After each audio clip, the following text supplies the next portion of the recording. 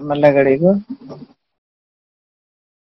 ಶ್ರೋತ್ರಿಯ ಬ್ರಹ್ಮನಿಷ್ಠ ಸದ್ಗುರು ಬಸವಾನಂದರ ಪಾದ ಕಮಲಗಳಿಗೂ, ಅವರ ಪ್ರತಿರೂಪದಂಥ ನಿಜಗುಣಪ್ಪನವರ ಪಾದ ಕಮಲಗಳಿಗೂ ನನ್ನ ದೀರ್ಘದಂಡ ಪ್ರಣಾಮಗಳನ್ನ ಸಲ್ಲಿಸುತ್ತಾ, ಮನದಲ್ಲಿ ಸ್ಮರಿಸಿಕೊಳ್ಳುತ್ತಾ, ಎಲ್ಲ ಮಹಾತ್ಮರ ಪಾದ ಕಮಲಗಳಿಗೂ ನನ್ನ ದೀರ್ಘದಂಡ ಪ್ರಣಾಮಗಳನ್ನ ಸಲ್ಲಿಸುತ್ತಾ, ಮನದಲ್ಲಿ ಸ್ಮರಿಸಿಕೊಳ್ಳುತ್ತಾ, ತಮ್ಮೆಲ್ಲರಿಗೂ ವಂದಿಸುತ್ತಾ, ಇವತ್ತಿನ ನಿಜಗುಣರು ರಚಿಸಿದಂತ ಕೈವಲ್ಯ ಪದ್ಧತಿ ಒಳಗ ಜ್ಞಾನ ಪ್ರತಿಪಾದನಾ ಸ್ಥಳ ಇವತ್ತಿನ ಆಧಾರದ ವಿಷಯ ನಡೆದದ. ಇಲ್ಲಿ 5 ಸ್ಥಳಗಳನ್ನ ಅವರು ಹೇಳ್ತಾ ಬರ್ತಾರ. ನಿಜಗೊಂಡ್ರು ಯಾಕೆ ಹೇಳ್ತಾರ 5 ಸ್ಥಳಗಳನ್ನ ಅಂತಂದ್ರೆ, ಮುಕ್ತಿ ಅನ್ನುವಂಥದ್ದು ನಮ್ಗೆ ಆಗ್ಬೇಕಾಗಿತ್ತು, ಜನನ ಮರಣ ರಹಿತರನ್ನಾಗಿ ನಾವು ಮಾಡ್ಕೊಳ್ಬೇಕಾಗಿತ್ತು, ಈ ಜನ್ಮವನ್ನ ಸಾರ್ಥಕ ಮಾಡ್ಕೊಳ್ಬೇಕಾಗಿತ್ತು ಅಂತಂದ್ರ 5 ಸ್ಥಳಗಳನ್ನ ಅವ್ರು ಹೇಳುತ್ತಾರ. ಶಿವಕಾರುಣ್ಯ ಸ್ಥಳ, ಜೀವ ಸಂಬೋಧನಾ ಸ್ಥಳ, ನೀತಿ ಕ್ರಿಯಾಚರ್ಯ ಸ್ಥಳ, ಯೋಗ ಪ್ರತಿಪಾದನಾ ಸ್ಥಳ, ಜ್ಞಾನ ಪ್ರತಿಪಾದನಾ ಸ್ಥಳ ಅನ್ನುವಂಥ ವಿಚಾರವನ್ನು ಹೇಳ್ತಾರೆ. ಶಿವನ ಕೃಪೆಯನ್ನ ಪಡ್ಕೊಂಡು ಅಲ್ಲಿ ಜೀವಾತ್ಮನಿಗೆ ಬೋಧನೆಯನ್ನ ಮಾಡುವಂಥದ್ದು, ನೀತಿಯಲ್ಲಿ ನಡ್ಕೊಳ್ಳುವಂಥದ್ದು, ಮತ್ತೆ ಅದರಿಂದ ಇವು 3 ಆಗದೆ ಇದ್ದಾಗ, ಅಂತಃಕರಣ ಶುದ್ಧ ಆಗದೆ ಇದ್ದಾಗ, ಮನಸ್ಸು ಇನ್ನೂ ಏಕಾಗ್ರತೆಗೆ ಬಂದಿಲ್ಲ ಅಂತಂದಾಗ ಅವ್ರು ಯೋಗ ಪ್ರತಿಪಾದನಾ ಸ್ಥಳವನ್ನ ಮಾಡ್ಬೇಕಾಗ್ತದೆ. ಮಾಡಿ ಅಲ್ಲಿ ಮನಸ್ಸನ್ನ ಏಕಾಗ್ರತೆ ಮಾಡ್ಕೊಂಡು ನಂತರ ಅವರು ಜ್ಞಾನವನ್ನ ಪಡ್ಕೊಳ್ಬೇಕಾಗ್ತದೆ. ಅದಕ್ಕೆ ಇಲ್ಲಿ ಹಿಂದಿನ ಒಂದು ಪದ್ಯದಲ್ಲಿ ಬಹಳ ವಿಶೇಷವಾದಂತ ವಿಚಾರಗಳನ್ನ ಸದ್ಗುರುನಾಥ ಹೇಳಿ ಆಶೀರ್ವಾದ ಮಾಡ್ತಾರ. ಯಾಕಂದ್ರ ಅಲ್ಲಿ ಕೂಡ ಹೇಳ್ತಾರ ಬಹಳಷ್ಟು ವಿಚಾರದಾಗ, ನಾನು ಎಲ್ಲಾ ಕೇಳಿದೆ, ಆದ್ರೂ ಕೂಡ ನಿಮಗೇನಾದ್ರೂ ಇಂಥದೇ ಹೇಳ್ಬೇಕು ಅನ್ನುವಂತ ಏನಾದ್ರೂ ಭಾವ ಇದ್ರ ಅದನ್ನೆಲ್ಲವನ್ನ ನಾನು ತಿಳಿಸ್ರಿ ಅಂತ ಪರಮಾರ್ಥ ಗೀತೆಯಲ್ಲಿ ಶಿಷ್ಯ ಕೂಡ ಬಹಳ ಪರಿಪರಿಯಾಗಿ ಕೇಳ್ತಾನ ಸದ್ಗುರುವಿಗೆ. ನನ್ನ ಮತಿಗೆ ಎಷ್ಟು ಉಳಿತದೆ ಅಷ್ಟು ಮಾತ್ರ ನಾನು ಕೇಳಿದ್ದೀನಿ ಗುರುವೆ, ಇನ್ನು ಕೇಳಕ್ ಆಗದೆ ಇರುವಂತ ಕೆಲವು ಬಹಳಷ್ಟು ಪ್ರಶ್ನೆಗಳು ಇರ್ತಾವ, ನಿಮಗ್ ಗೊತ್ತಿರ್ತದ, ಅದು ಏನೇನ್ ತಿಳಿಸ್ಬೇಕನ್ನುವಂಥದ್ದು ನೀವು ಸಮಗ್ರವಾಗಿ ನನಗ್ ತಿಳಿಸ್ರಪ್ಪ ದಯಮಾಡಿ ಅಂತ ಕೇಳ್ಕೊಳ್ಳುವಂತ ಒಂದು ಪ್ರಶ್ನೆ ಇರ್ತದೆ, ಶಿಷ್ಯನ ಪ್ರಶ್ನೆ. ಇಲ್ಲಿ ಕೂಡ ಮಹಾತ್ಮರು ಬಹಳಷ್ಟು ವಿಚಾರಗಳನ್ನ ಗುರುಗಳು ಹೇಳ್ತಾ ಇದ್ದಾರ. ಏನ್ ಹೇಳ್ತಾ ಇದ್ದಾರ? ನೀವು ಮಾತನಾಡುತ್ತಿರುವ ವ್ಯಕ್ತಿಯು ಕೊಟ್ರು ನೋಡು, ನಾನು ಎಲ್ಲವನ್ನ ತಿಳ್ಕೊಂಡಿದ್ದೀನಿ, ನಮಗಿರ್ತದೆ ನಾನೆಲ್ಲ ಪಡ್ಕೊಂಡ್ಬಿಟ್ಟಿವಿ. ಒಂದ್ ಸ್ವಲ್ಪ ಕೇಳಿದ್ವಿ ಅಂತಂದ್ರ ನಾ ಎಲ್ಲವನ್ನ ತಿಳ್ಕೊಂಡಿದ್ದೀನಿ, ಎಲ್ಲ ಪಡ್ಕೊಂಡಿದ್ದೀನಿ, ನನ್ನಂತ ಜ್ಞಾನಿನೇ ಯಾರಿಲ್ಲ, ನನ್ನಂತ ಪಂಡಿತನೇ ಯಾರಿಲ್ಲ, ನಾನು ಅಷ್ಟೊಂದು ದೊಡ್ಡ ಜ್ಞಾನಿ ಅನ್ನುವಂತ ಭಾವದಿಂದ ನಾವು ಅನ್ಕೊಳ್ತೀವಿ. ಅದಕ್ಕೆ ಅವರು ಕೆಲವೊಂದು ವಿಷಯನ್ನ ಎಚ್ಚರಿಕೆಯನ್ನು ಕೊಡ್ತಾರೆ ನಮ್ಗೆ. ಅದಕ್ಕೆ ತಿಳಿಯಬಹುದು ಒಲಿದು ಬಿಡಲಹುದು ಮೋಹಿಸದೆ ಭೂತಳದುಳಾನೆಂದು ಅಹಂಕರಿಸದಿಹುದು ಅರಿದು ಅಂತ ಹೇಳ್ತಾರ. ಯಾಕಂತಂದ್ರ ನಾನು ತಿಳಿಬಹುದು, ಎಂಥ ಗೂಢಾರ್ಥವಾದಂತ ವಿಚಾರ ಇರ್ಲಿ ಏನೇ ಇರ್ಲಿ ಅದು ಗುರು ಮುಖಾಂತರ ನಾವು ತಿಳಿಬಹುದು, ಆದ್ರೆ ಬಿಡಬಹುದು. ಯಾವ್ದು ನಮ್ಗೆ ಅತಿಯಾಗಿ ಮೋಹಕ್ಕ ಒಳಗಾದಂತ ವಿಷಯಗಳು ಇರ್ತಾವ ಅವೆಲ್ಲವೂ ಬಿಡಕ್ ಆಗದೇ ಇರುವಂತ ಭಾವದಲ್ಲಿ ನಾವಿದ್ರೂ ಕೂಡ ಅವೆಲ್ಲವುಗಳನ್ನ ನಾವು ಬಿಟ್ಕೊಳ್ಬಹುದು. ಆಮೇಲೆ ತಿಳಿಬಹುದು ಮತ್ತೆ ಬಿಡಬಹುದು, ಎರಡನ್ನ ತಿಳಿಬಹುದು. ಅದಕ್ಕೆ ಈ ರೀತಿಯಾಗಿ ಮೋಹಿಸದೆ ಭೂತಳದೊಳನೆಂದು ಇಲ್ಲಿ ಹೇಳ್ತಾರ. ಈ ಒಂದು ಇದರಲ್ಲಿ ನಾ ತಿಳ್ಕೊಂಡಿದ್ದೀನಿ ಬಿಟ್ಟಿದ್ದೀನಿ ಅನ್ನುವಂತ ಅಹಂ ಅಂದ್ರ ಅಭಿಮಾನವನ್ನ ಬಿಡದೆ ಇರುವಂತದ್ದು ಬಹಳ ಆಶ್ಚರ್ಯ ಅಂತ ಅನಿಸ್ತದಪ್ಪ ನಂಗ. ಅದು ಹೋಗ್ಬೇಕು ಮುಖ್ಯವಾಗಿ. ಯಾಕಂದ್ರೆ ತಿಳಿದೇನಂದ್ರೆ ತಿಳಿದೀನಿ ಅಂತಂದ್ರೆ ತಿಳಿದವನಲ್ಲ, ಬಿಟ್ಟಿನಂದ್ರೆ ಬಿಟ್ಟವನಲ್ಲ. ನೋಡ್ರಿ ಎಷ್ಟು ಅದ್ಭುತ ಅದ. ಅದಕ್ಕೆ ಹೇಳ್ತಾರೆ ತಿಳಿಯಬಹುದು ಗುರುಮುಖಾಂತರ. ಯಾಕಂದ್ರೆ ಇಲ್ಲಿ ಕೆಲವೊಂದು ವಿಚಾರಗಳನ್ನ ಅವ್ರು ಮುಂದಿನ ವಿಚಾರದಲ್ಲಿ ಹೇಳಿದಾರೆ. ನಿನ್ನೆ ವಿಚಾರ ಇದೇ ಒಂದು ಪದ್ಯದಲ್ಲಿ ಬಂದು ಅದಕ್ಕ ಅಹಂ ಅನ್ನುವಂಥದ್ದು ಮಹಾತ್ಮರು ಅದಕ್ಕೆ ಹೇಳ್ತಾರ, ನಾನಲ್ಲೋ ಶಿವ ನಾನಲ್ಲೋ ನಾ ಹೋಗದೆ ಶಿವ ತಾನಾಗಲ್ಲೋ, ದೇಹವೇ ನಾನೆನ್ನುವಿಯಲ್ಲೋ ಸುಜ್ಞಾನವನರಿಯದೆ ಹೋದೆಲ್ಲೋ, ಸತಿಸುತ್ತರಾಸೆಯ ಬಿಡಲಿಲ್ಲೋ ಚಿರಶಾಂತಿಯು ನಿನಗೆ ಸಿಗದಲ್ಲೋ ಅಂತ ಹೇಳಿದಾರ. ಹಂಗಾಗಿ ನಾನಲ್ಲೋ ಶಿವ ನಾನಲ್ಲೋ, ನಾನು ಹೋಗದೆ ಶಿವ ತಾನಾಗಲ್ಲ. ನಾನು ಅನ್ನುವಂಥದ್ದನ್ನ ಅದು ಹೋಗದೆ ಇದ್ರೆ ನೀ ಹೆಂಗ್ ಶಿವ ಆಗ್ತೀಯಪ್ಪ ಅನ್ನುವಂಥ ವಿಚಾರವನ್ನು ಮಹಾತ್ಮರು ಇವೆಲ್ಲ ತತ್ವಗಳನ್ನ ತಿಳ್ಕೊಂಡು ತತ್ವದ ವಿಚಾರತ್ವಾಗಿ ಹಲವಾರು ತತ್ವ ಪದಗಳನ್ನ ಬರುವಂಥದ್ದು. ಅದಕ್ಕೆ ಇಲ್ಲಿ 55ನೆಯ ಪದ್ಯದಲ್ಲಿ ಹೇಳ್ತಾರ, ಗುರುವೇ ನಿಮ್ಮಯ ಕರುಣದೊಳೆನ್ನ ತತ್ವದಿರವನರಿದು ನಿತ್ಯ ಸುಖಿಯಾದೆ. ಗುರುಗಳು ಹಿಂದಿನ ವಿಷಯದಲ್ಲಿ ಏನ್ ಹೇಳಿದ್ರು, ನೀನ್ ಯಾವ್ದಕ್ಕೂ ಅಭಿಮಾನ ಪಡ್ಬೇಡಪ್ಪ, ಇದು ಮಾಡಿದೆ ಇದು ಬಿಟ್ಟೆ ಅನ್ನುವಂಥದ್ದು. ಅದು ಯಾಕಂತಾರೆ ಬಹಳ ದೊಡ್ಡ ಅಜ್ಞಾನ. ಅದು ಎಲ್ಲವನ್ನ ಬಿಡ್ಬೋದು, ಎಲ್ಲವನ್ನ ನಾವು ತಿಳ್ಕೊಳ್ಬಹುದು. ಆದ್ರೆ ತಿಳ್ಕೊಂಡಿದ್ದೀನಿ ಬಿಟ್ಟಿದ್ದೀನಿ ಅನ್ನುವಂತ ಭಾವವನ್ನ ಕೂಡ ನೀನು ಅದನ್ನ ಬಿಟ್ಟು ಬಿಡ್ಬೇಕಾಗ್ತದೆ. ಅಂದ್ರೆ ನಿರಭಿಮಾನದಿಂದ ಇರುವಂತ ಉಪದೇಶ ಮಾಡಿದ್ರು ಗುರುಗಳು ಹಿಂದಿನ ಪದ್ಯದಲ್ಲಿ. ನಾನು ಅನ್ನುವಂಥದ್ದು ದೊಡ್ಡ ಅಹಂಕಾರ ಆಗ್ತದ. ಅದಕ್ಕೆ ಇದನ್ನ ನಿರಭಿಮಾನದಿಂದನೇ ಇರು ನೀನು ಅನ್ನುವಂಥ ಉಪದೇಶವನ್ನ ಮಾಡಿದ್ರು. ಅದನ್ನ ಕೇಳಿ ಬಹಳ ಖುಷಿ ಆಯ್ತು ಶಿಷ್ಯನಿಗೆ. ಗುರುಗಳನ್ನ ಕುರಿತು ಹೇಳ್ತಾರಪ್ಪ, ಯಾಕಂತಂದ್ರ ಇಂಥದ್ದು ಸೂಕ್ಷ್ಮದಂಥ ವಿಚಾರಗಳನ್ನ ನನಗ ದಯಮಾಡಿ, ಯಾಕಂದ್ರೆ ದಯೆಯಿಂದ ಕೃಪೆಯಿಂದ ಅದಕ್ಕೆ ಹೇಳ್ತಾರ, ಬಹು ಸುಲಭ ಬ್ರಹ್ಮ ವಿದ್ಯೆ ಗುರು ಒಲಿದು ಪೇಳದಿರಲು ಬ್ರಹ್ಮನಿಗೂ ಅಸಾಧ್ಯ ಅಂತ. ಸದ್ಗುರು ಒಲದ್ ಹೇಳದ ಅಂತಂದ್ರ ಬಹಳ ಸುಲಭ ಆಗಿಬಿಡ್ತದ್ರಿ ಇದು ಜ್ಞಾನ. ಆತ ಒಲಿದು ಪೇಳದಿರಲು, ಆತ ಒಲಿದು ಏನಾದ್ರೂ ಹೇಳದೆ ಇದ್ರೆ ಬ್ರಹ್ಮ ವಿಷ್ಣು ಮಹೇಶ್ವರಿಗೂ ಕೂಡ ಸಾಧ್ಯ ಆಗಲ್ಲ ಈ ಜ್ಞಾನವನ್ನು ಪಡ್ಕೊಳ್ಳಿಕ್ಕೆ. ಅದಕ್ಕೆ ಇಲ್ಲಿ ಕೂಡ ಏನ್ ಹೇಳ್ತಾರ, ಗುರುಗಳು ಖುಷಿ ಆಯ್ತು. ಗುರುಗಳು ಹೇಳಿದಂತ ವಿಚಾರವನ್ನ ಕೇಳಿ ಶಿಷ್ಯನಿಗೆ ಖುಷಿ ಆಯ್ತು. ಈ ಮುಂದಿನ ವಿಚಾರ ಹೇಳ್ತಾರ ಅವರು, ಗುರುವೇ ನಿಮ್ಮಯ್ಯ ಕರುಣದಳೆನ್ನ ತತ್ವದಿರವನ್ನರಿದು ನಿತ್ಯ ಸುಖಿಯಾದ. ಅದಕ್ಕೆ ಕರುಣೆ ಅನ್ನುವಂಥದ್ದು ಬಹಳ ಮುಖ್ಯ ಗುರುವಿನ ಹತ್ರ. ಗುರುಗಳ ಒಂದು ಲಕ್ಷಣಗಳಲ್ಲಿ ಕರುಣೆ, ಸತ್ಕಲೆ, ಶಾಸ್ತ್ರ ಪರಿಣತೆ, ಸುಮುಖತ್ವ, ಸುಜ್ಞಾನ, ನಿರಾಶೆ ಇವೆಲ್ಲ ಇರ್ಬೇಕಾಗ್ತದೆ. ಅದು ಗುರುವಿನ ಒಂದು ಲಕ್ಷಣಗಳು ಅದಾವ. ಅದಕ್ಕೆ ನಾವು ಬಹಳಷ್ಟು ನೋಡ್ರಿ, ಯಾವ್ದನ್ನ ನೌಕರಿ ಮಾಡ್ಬೇಕಾದಾಗ ಇಂಥ ಕ್ವಾಲಿಫಿಕೇಶನ್ ಇರ್ಬೇಕು, ಇಷ್ಟು ಟ್ರೈನಿಂಗ್, ಇವ್ರಿಗೆ ಇಷ್ಟು ಎಕ್ಸ್ಪೀರಿಯನ್ಸ್ ಇರ್ಬೇಕು, ಅದು ಇರ್ಬೇಕು ಇದು ಇರ್ಬೇಕು ಅಂತ ಬಹಳಷ್ಟು ಕೇಳ್ತಾರೆ. ಒಂದೇ ಸಲಕ್ಕೆ ನೌಕರಿ ಕೊಟ್ಬಿಡ್ತಾರ ನಮ್ಗ. ಒಂದೇ ಸಲಕ್ಕೆ ನೌಕರಿ ಕೊಡಂಗಿಲ್ಲ. ಎಲ್ಲ ನೀವು ಎಲ್ಲೆಲ್ಲಿ ಮಾಡಿದಿರಿ ಅದ್ರದ್ದು ಒಂದು ಎಕ್ಸ್ಪೀರಿಯನ್ಸ್, ಒಂದು ಸರ್ಟಿಫಿಕೇಟ್ ಕೊಡ್ರಿ, ಅಥವಾ ನೀವು ಎಷ್ಟು ಓದಿರಿ ಎಷ್ಟು ಬರ್ದಿರಿ ಅಂತ ಕೇಳ್ತಾರ. ಹೌದಿಲ್ಲ? ಅವಕ್ ಹೆಂಗ ಅದಾವೋ ಅದೇ ರೀತಿ ಕೂಡ ಈ ಪರಮಾರ್ಥದಲ್ಲಿ ಕೂಡ ಶಿಷ್ಯನಿಗೆ ಈ ತರ ಗುಣಗಳು ಇರ್ಬೇಕು. ಆಮೇಲೆ ಗುರುವಿಗೆ ಕೂಡ ಈ ತರ ಗುಣಗಳು ಇರ್ಬೇಕು. ಏನು? ಕರುಣೆ, ಸತ್ಕಲೆ, ಶಾಸ್ತ್ರ ಪರಿಣತೆ, ನಿರಾಸೆ, ಸೌಂದರ್ಯತೆ, ಸುಮುಖತ್ವ, ಸುಜ್ಞಾನ, ಸುಗುಣ ಅಂಗಗಳಿರಲ್ಲವನ್ನೇ ಸೇವೆ ಗುರುವಕ್ಕಂತ ಮುಂದ ಇದರಲ್ಲಿ ಬರ್ಕೊಂಡ್ ಬರ್ತಾರ. ಪರಮಾನುಭವದಲ್ಲಿ ಅನುಭವ ಸರಿ ಪ್ರತಿಯೊಂದು ವಿಚಾರದಲ್ಲಿ ಬರ್ಕೊಂಡ್ ಬರ್ತಾರೆ. ಇಂಥವನೇ ಗುರು ಅಂತ ಹೇಳ್ಬೇಕಾದ್ರ ಕೆಲವು ಅಲ್ಲಿ ಲಕ್ಷಣಗಳು ಇರ್ಬೇಕು ಆತನ ಹತ್ರ. ಇದ್ದಾಗ ಮಾತ್ರ ಆತಗೆ ನಾವು ಸದ್ಗುರು ಅಂತ ಹೇಳಕ್ ಸಾಧ್ಯ ಆಗ್ತದೆ. ಹಂಗಾಗಿ ಇಲ್ಲಿ ಕೂಡ ಕರುಣೆ ಅನ್ನುವಂಥದ್ದು ಬಹಳ ಮುಖ್ಯ ಇರ್ತದ.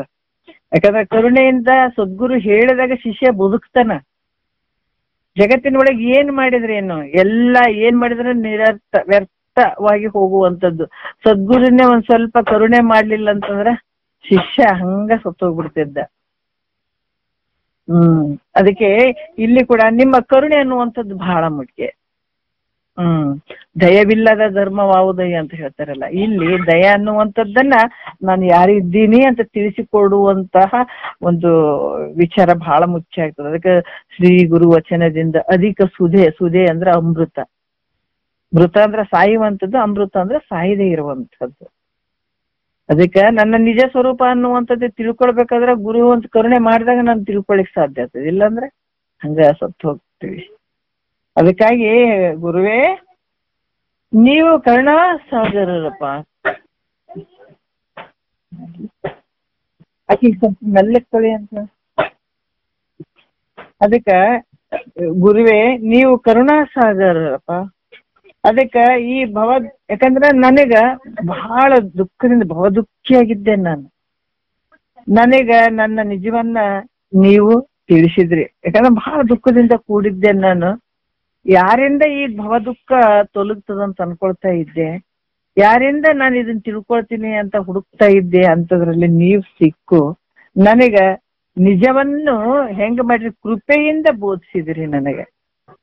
ಅದಕ್ಕೆ ಅದರಿಂದ ನಾನು ಏನಾಗಿದ್ದೀನಿ ಇವಾಗ, ಹುಟ್ಟುವಂಥದ್ದಾಗಿರ್ಬೋದು, ಸಾಯುವಂಥದ್ದಾಗಿರ್ಬೋದು. ಹುಟ್ಟನ್ನುವಂಥದ್ದು ದುಃಖ ಐತೆ.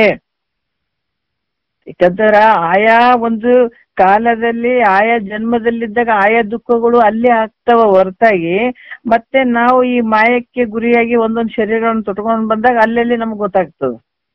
ಅದಕ್ಕೆ ತಾಯಿ ಗರ್ಭದಲ್ಲಿ ಇರುವಾಗಲೇ ನಮ್ಗೆ ಆ ದುಃಖ ಗೊತ್ತಾಗಿರ್ತದ. ಯಾವಾಗ ಮಾಯೆ ಪ್ರಸೂತಿ ಅನ್ನುವಂತ ಮಾಯೆದ ಹೊಡೆತ ಯಾವಾಗ ಬಡದಾಗ ಮತ್ತೆ ನಾವು ಬುದ್ಧಿ ಭ್ರಮಣತ್ವವನ್ನು ಹೊಂದಿಬಿಡ್ತೀವಿ. ಹಂಗಾಗಿ ಇಲ್ಲಿ ಕೂಡ ಏನ್ ಹೇಳ್ತಾರ, ಅಜ್ಞಾನ ಕಾಲದಲ್ಲಿ ನಾನು ಜನನ ಮರಣ ಈ ದುಃಖಗಳು ಬಹಳ ಇದ್ದವು ನನಗೆ. ಈಗೇನಾಗ್ಯದ, ನನಗ್ ಜನನ ಇಲ್ಲ, ಮರಣ ಇಲ್ಲ, ಜಡವಾದಂತ ಶರೀರ. ಅದಕ್ಕೆ ಈಗ ನನಗೆ ಆ ದುಃಖವನ್ನ ನೀಗಿ ಈಗ ನಿತ್ಯ ಸುಖಿ ಆಗಿದ್ದೀನಿ ನಾನೀಗ. ಈ ರೀತಿಯಾಗಿ ಈಗ ಜ್ಞಾನ ಕಾಲದಲ್ಲಿ ನಾನು ಬಹಳ ಸುಖಿಯಾಗಿದ್ದೀನಪ್ಪ ಅಂತ ತನ್ನ ಸ್ವರೂಪದ ಒಂದು ಅನುಭವ ಯಾರ ಹತ್ರ ಹೇಳ್ಕೊಳ್ತಾ ಇದ್ದಾರ, ಗುರುಗಳಿಗೆ ಹೇಳ್ಕೊಳ್ತಾ ಇದ್ದಾನೆ ಶಿಷ್ಯ. ಮತ್ತೆ ತಾನು ತನ್ನ ನಿಜದಲ್ಲಿ ಹೆಂಗದೀನಿ, ನಾನು ನನ್ನ ನಿಜ ಸ್ವರೂಪದಲ್ಲಿ ನಾನು ಹೆಂಗದೀನಿ, ಬಹಳಷ್ಟು ಸಹಜ ಸ್ಥಿತಿಯಿಂದ ಸುಖವಾಗಿದ್ದೀನಿ ಅಂತ ಹೇಳ್ತಾ ಇದ್ದಾನ, ಖುಷಿಯಾಗಿ ಹೇಳ್ತಾ ಇದ್ದಾನ. ಯಾರು ಶಿಷ್ಯ ಗುರುಗಳಿಗೆ ಹೇಳ್ತಾ ಇದ್ದಾನ. ಅದಕ್ಕೆ ಮತ್ತೇನೇನ್ ಹೇಳ್ತಾ ಇದ್ದಾನ, ಸುಮ್ಮ ಕುಂತ ಕೇಳಕತ್ತಾರ ಗುರುಗಳು. ನಿನಗೇನೇನ್ ಅನ್ನಿಸ್ತದೆ ಎಲ್ಲ ಹೇಳು. ಯಾಕಂದ್ರೆ ಒಬ್ಬ ತಾಯಿ ಮುಂದೆ ಮಗ ಏನಾದ್ರು ಒಂದ್ ಸ್ವಲ್ಪ ಮಾತಾಡ್ಬೇಕಾದ್ರೆ ಹಿಂಗ್ ಮಾಡಿದೆ ಹಂಗ್ ಮಾಡಿದೆ ಎಲ್ಲವನ್ನ ಹೇಳ್ಕೊಂಡು ಖುಷಿ ಪಡ್ತಿರ್ತಾನಲ್ಲ, ಹಂಗ ಸದ್ಗುರುವಿನ ಮುಂದೆ ಶಿಷ್ಯ ಹೇಳ್ತಾ ಇದ್ದಾನ. ಒಂದೇ ನುಡಿಯರ್ ಹೇಳ್ತಾರ, ನಾಮ ರೂಪವನ್ನು ಅಭಿಮಾನಿಸಿಕೊಂಡು ತಾಮಸ ಮತಿಗೊಳಗಾಗಿರೇ ಪ್ರೇಮಾಸ್ತಿ ಭಾತಿ ಎಂಬಿವೆ ನಿನ್ನ ನಿಜ ಧಾಮವೆಂದೊಸೆದೆಚ್ಚರಿಸಲಾಗಿ ಅಂತ ಹೇಳ್ತಾರ. ಅಬ್ಬಬ್ಬಾ, ಜಗತ್ತಿನೊಳಗಿದೆ ಈ ಮಾತು ಯಾರೇ ಹೇಳ್ತಾರ? ಅದು ಇವಾಗ ಗುರುಗಳು ಅಂತ ಗುರುಗಳು ನೀರುಗಳು ಬಹಳ ಮಂದಿ ಆಗ್ಬಿಟ್ಟಿದಾರ. ಆದ್ರ ಈ ನಿಜ ವಿಚಾರವನ್ನ ಹೇಳುವಂತ ಸದ್ಗುರು ಎಲ್ಲೋ ಅಪರೂಪ. ಅದಕ್ಕ ನಾನು ಹೆಂಗಿದ್ದೆ ಅಂತಂದ್ರ, ಈ ದೃಶ್ಯವಾಗಿ ಕಾಣ್ತಾ ಇರುವಂತ ಈ ಜಗತ್ತು, ಇಲ್ಲಿ ನಾಮ ರೂಪದಿಂದ ಕೂಡಿದಂತ ಈ ಜಗತ್ತನ್ನ ಸತ್ಯ ಅಂತ ತಿಳ್ಕೊಂಡು ನೋಡ್ರಿ, ಇದು ಸತ್ಯ ಅದಂತ ತಿಳ್ಕೊಂಡಿದ್ದೀನಿ ನಾನು. ಮತ್ತೆ ಯಾಕಂದ್ರ ಇದಕ್ಕೆ ಹೇಳ್ತಾರೆ, ನನ್ನ ಬುದ್ಧಿ ಹೆಂಗದ ಅಜ್ಞಾನದಿಂದ ಕೂಡಿತ್ತಪ್ಪ. ನನ್ನ ಬುದ್ಧಿ ಹೆಂಗೈತೆ, ಅದಕ್ಕೆ ಮತಿಗೆ ಮಂಗಳವಾವುದು ಉತ್ತಮರ ಸಂಘ ಅಂತ ಹೇಳ್ಯಾರ. ಯಾವಾಗ ನಿನ್ನನ್ನ ನೀ ತಿಳ್ಕೊಳಂಗಿಲ್ಲ ಅಂತಂದಾಗ ಅವಾಗ ಈ ಬುದ್ಧಿ ಏನಾಗ್ತದೆ, ಅಮಂಗಳ ಆಗ್ತದೆ. ನಾವ್ ಹೇಳ್ತೀವಿ ಮನ್ಯಾಗ ಬಹಳಷ್ಟು ಮಂಗಳಕರವಾಗಿರ್ಲಿಪ್ಪ ಅಂತ ಬಾಗಿಲಿಗೆ ತೋರಣಗಳು ಹಚ್ತೀವಿ, ಮಾವಿನ ತೋರಣಗಳು ಅವೆಲ್ಲ ಹಚ್ತೀವಲ್ಲ. ಯಾಕ ಹಬ್ಬಕ್ಕ ಹುಣ್ಣಿಗೆ ಚಂದಾಗಿರ್ಲಿ, ಒಂಥರ ಮಂಗಳಕರವಾಗಿ ಕಾಣ್ಲಿ ಅಂತೇಳಿ. ಇಲ್ಲಿ ಮಹಾತ್ಮರು ಹೇಳ್ತಾರ, 84 ಲಕ್ಷ ಜೀವರಾಶಿ ತಗೊಂಡ್ ಬಂದಿಯಲ್ಲ, ನಿನ್ ಬುದ್ಧಿಗೆ ಏನಾಗ್ಯಪ್ಪ ಅಮಂಗಳ ತಿಳ್ಕೊಂಡ್ಬಿಡ್ರಿ ಅಂತಿದ್ರು. ಮತಿ ಮಂಗಳವಾದ ಉತ್ತಮರ ಸಂಘ ಅಂದಾಗ ಎರಡನ್ನೇ ತಿಳ್ಕೊಬೇಕಂತಿದ್ರು ಗುರುಗಳು. ಅಂದ್ರೆ ನಮ್ ಬುದ್ಧಿ ಹೆಂಗದ, ನಾವ್ ತಿಳ್ಕೊಳ್ಳಿಲ್ಲ ಅಂತಂದ್ರ ನಮ್ಮ ಬುದ್ಧಿ ಅಮಂಗಳದಂತ ತಿಳ್ಕೊಬೇಕು. ಬುದ್ಧಿನೇ ಅಮಂಗಳದಂಗ ಕಾಣುವಂತ ನೀ ಮಾಡುವಂತದ್ದು ಎಲ್ಲ ಅಮಂಗಳನೇ. ಯಾವುದು ಸತ್ಯ ಅದ? ಸತ್ಯ ಇರುವಂತದ್ದಕ್ಕೆ ಮಿಥ್ಯೆ ಅನ್ಕೊಂಡಿದೆ, ಮಿಥ್ಯೆ ಇರುವಂತದ್ದಕ್ಕೆ ಸತ್ಯ ಅನ್ಕೊಂಡಿದೆ. ಅದಕ್ಕೆ ಇಲ್ಲಿ ಕೂಡ ಹೇಳ್ತಾರ, ನನ್ನ ಬುದ್ಧಿ ಅಜ್ಞಾನದಿಂದ ಕೂಡಿದಾಗ ಏನಾಗ್ತದ ಅಮಂಗಳ. ಅದಕ್ಕೆ ಮತಿಗೆ ಮಂಗಳವಾವುದು, ಮತಿಗೆ ಅಂಥ ಮಂಗಳಕರವಾಗಿರುವಂತದ್ದು ಯಾವ್ದಂದ್ರೆ ಉತ್ತಮರ ಸಂಘ, ಸಜ್ಜನರ ಸಂಘ. ಅದಕ್ಕೆ ಸತ್ಯವಂತರ ಸಂಘವಿರಲು ತೀರ್ಥವ್ಯಾತಕೆ ನಿತ್ಯ ಜ್ಞಾನಿಯಾದ ಮೇಲೆ ಚಿಂತೆಯಾತಕೆ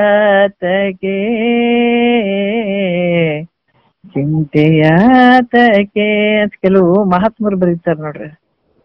ಅದಕ್ಕ ಸತ್ಯವಂತರ ಸಂಘ, ಸಜ್ಜನರ ಸಂಘ, ಉತ್ತಮರ ಸಂಘ, ಅವಾಗ ಏನಾಗ್ತದ ಮತಿಗೆ ಮಂಗಳ ಆಗ್ತದ. ಅದಕ್ಕ ಮಹಾತ್ಮರು ಹಂಗ ಹೇಳ್ತಾರ, ಇದನ್ ಮಾಡ್ಕೊಳ್ದಿದ್ದು ನಿಜ ವಸ್ತುವನ್ನ ತಿಳ್ಕೊಳ್ಳದೆ ಇದ್ರ ಎಲ್ಲ ಮಂಗಳ. ಅದಕ್ಕ ಇಲ್ಲಿ ಕೂಡ ಏನ್ ಹೇಳ್ತಾರ, ನೀವು ಈ ಜಗತ್ತು ನನಗೇನ್ ಹೇಳಿದ್ರಿ, ಆರು ನಾನೆಂದು ವಿಚಾರಿಸು, ವಿಷಮ ಸಂಸಾರ ಇದು ಹೆಂಗ ಕನಸು ಅಂತ ಹೇಳ್ಬಿಟ್ರಿ. ಇಲ್ಲೇ ನೋಡ್ರಿ ಗೊತ್ತಾಗ್ಬಿಡ್ತು ನಮ್ಗ. ಕನಸಂತ ಈ ಜಗತ್ತು ನಾವ್ ಏನ್ ಮಾಡಿದ್ದನ್ನು ಕನಸಂತ ಹೇಳಿದಾಗ ನಮ್ಗ ಅದ್ರ ಮೇಲೆ ಪ್ರೀತಿ ಹುಟ್ಟುತ್ತದೇನ್ರಿ, ಮೋಹ ಹುಟ್ಟುತ್ತದೇನ? ಯಾರಿಗ ಹುಟ್ಟಂಗಿಲ್ಲ, ಇದು ಕೇಳಿದ ತಕ್ಷಣನೇ ಆಹಾ ಅಂತಾರ. ಯಾರಿಗೆ?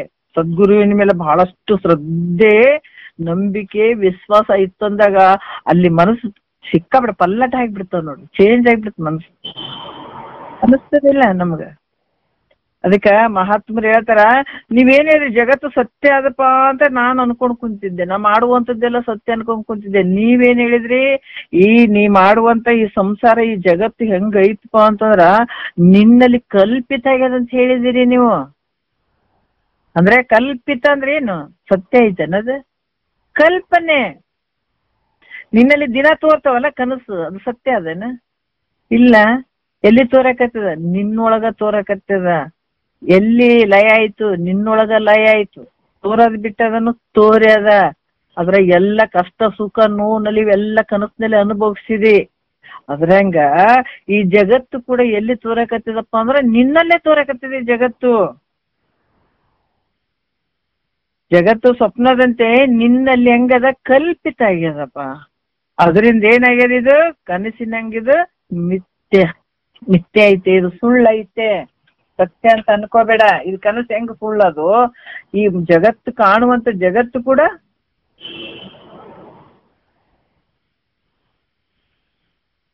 ಸುಳ್ಳೈತೆ ಅಂತ ನನಗ ಹೇಳಿದ್ರಿ. ಅದಕ್ಕೆ ಈ ನಾಮರೂಪಗಳು ಹೆಂಗದಾವ ಅಂದ್ರೆ ಕಲ್ಪಿತ ಅದಾವ. ಈ ನಾಮರೂಪಗಳು ಹೆಂಗದಾವಪ್ಪ ಅಂದ್ರೆ ನಿನ್ನಲ್ಲಿ ತೋರ್ತಾವ. ಎಲ್ಲ ಎಲ್ಲಿ ತೋರಕತ್ತಾವ? ನಿನ್ನೊಳಗ ತೋರಕತ್ತಾವ. ನಾಮ ರೂಪ, ಇದು ಮಾಯೆಯ ಒಂದು ವಿಚಾರಗಳು. ಅದಕ್ಕ ನೀನು ಹೆಂಗದಾವ? ಅಸ್ಥಿ ಭಾತಿ ಪ್ರಿಯ, ಇವು ನೋಡ್ರಿ. ಯಾಕಂದ್ರ ಇದು ಪಡೆದು ಇರ್ತಾವ. ಅಸ್ಥಿ ಅಂದ್ರೆ ಇರುವಂತದ್ದು, ಭಾತಿ ಅಂದ್ರೆ ತೋರುವಂಥದ್ದು, ಪ್ರಿಯ ಅಂದ್ರೆ ಪ್ರಿಯವಾಗಿ ಇರುವಂಥದ್ದು. ಅದರಂತೆ ನಿನ್ನ ಸ್ವರೂಪ ಹೆಂಗದಂದ್ರ ಸತ್ತು ಚಿತ್ತು ನಿತ್ಯ. ಸತ್ತು ಚಿತ್ತು ಆನಂದ ರೂಪ ನಿಂದು. ಸತ್ತು ಅಂದ್ರ ಎಲ್ಲ ಕಡೆ ಇರುವಂಥದ್ದು. ಆಮೇಲೆ ಚಿತ್ತು ಅಂದ್ರ ಎಲ್ಲವನ್ನ ತಿಳಿಯುವಂಥದ್ದು, ಆನಂದ ರೂಪವಾಗಿರುವಂಥದ್ದು. ಈ ಸಚ್ಚಿದಾನಂದ ಸ್ವರೂಪನೇ ನೀನಿದಿ. ಅದಕ್ಕ ನೀ ಯಾವಾಗ್ಲೂ ಸತ್ಯವಾಗಿರುವಂಥವನು, ಹೋಗುವಂಥವನಲ್ಲ, ಬರುವಂಥವನಲ್ಲ, ಯಾವಾಗ್ಲೂ ಇರುವಂಥವನು. ಈ ತೋರ್ತದಲ್ಲ ನಾಮರೂಪ, ಇವೆಲ್ಲ ಹೆಂಗದವ? ಸತ್ಯ ಅದಾವೇನಂದ್ರೆ ಮಿಥ್ಯ ಅದಾವ. ಹಿಂಗ ನನಗ್ ಹೇಳಿ ಹೇಳಿ ಹೇಳಿ ನನ್ನನ್ನ ಎಚ್ಚರ ಮಾಡಿರಿ. ಅದಕ್ಕೆ ನಿಜವಾದ ಎಚ್ಚರಿಕೆ ಇದು. ಒಂದು ಸಲ ಎಚ್ಚರ ಆದ್ರ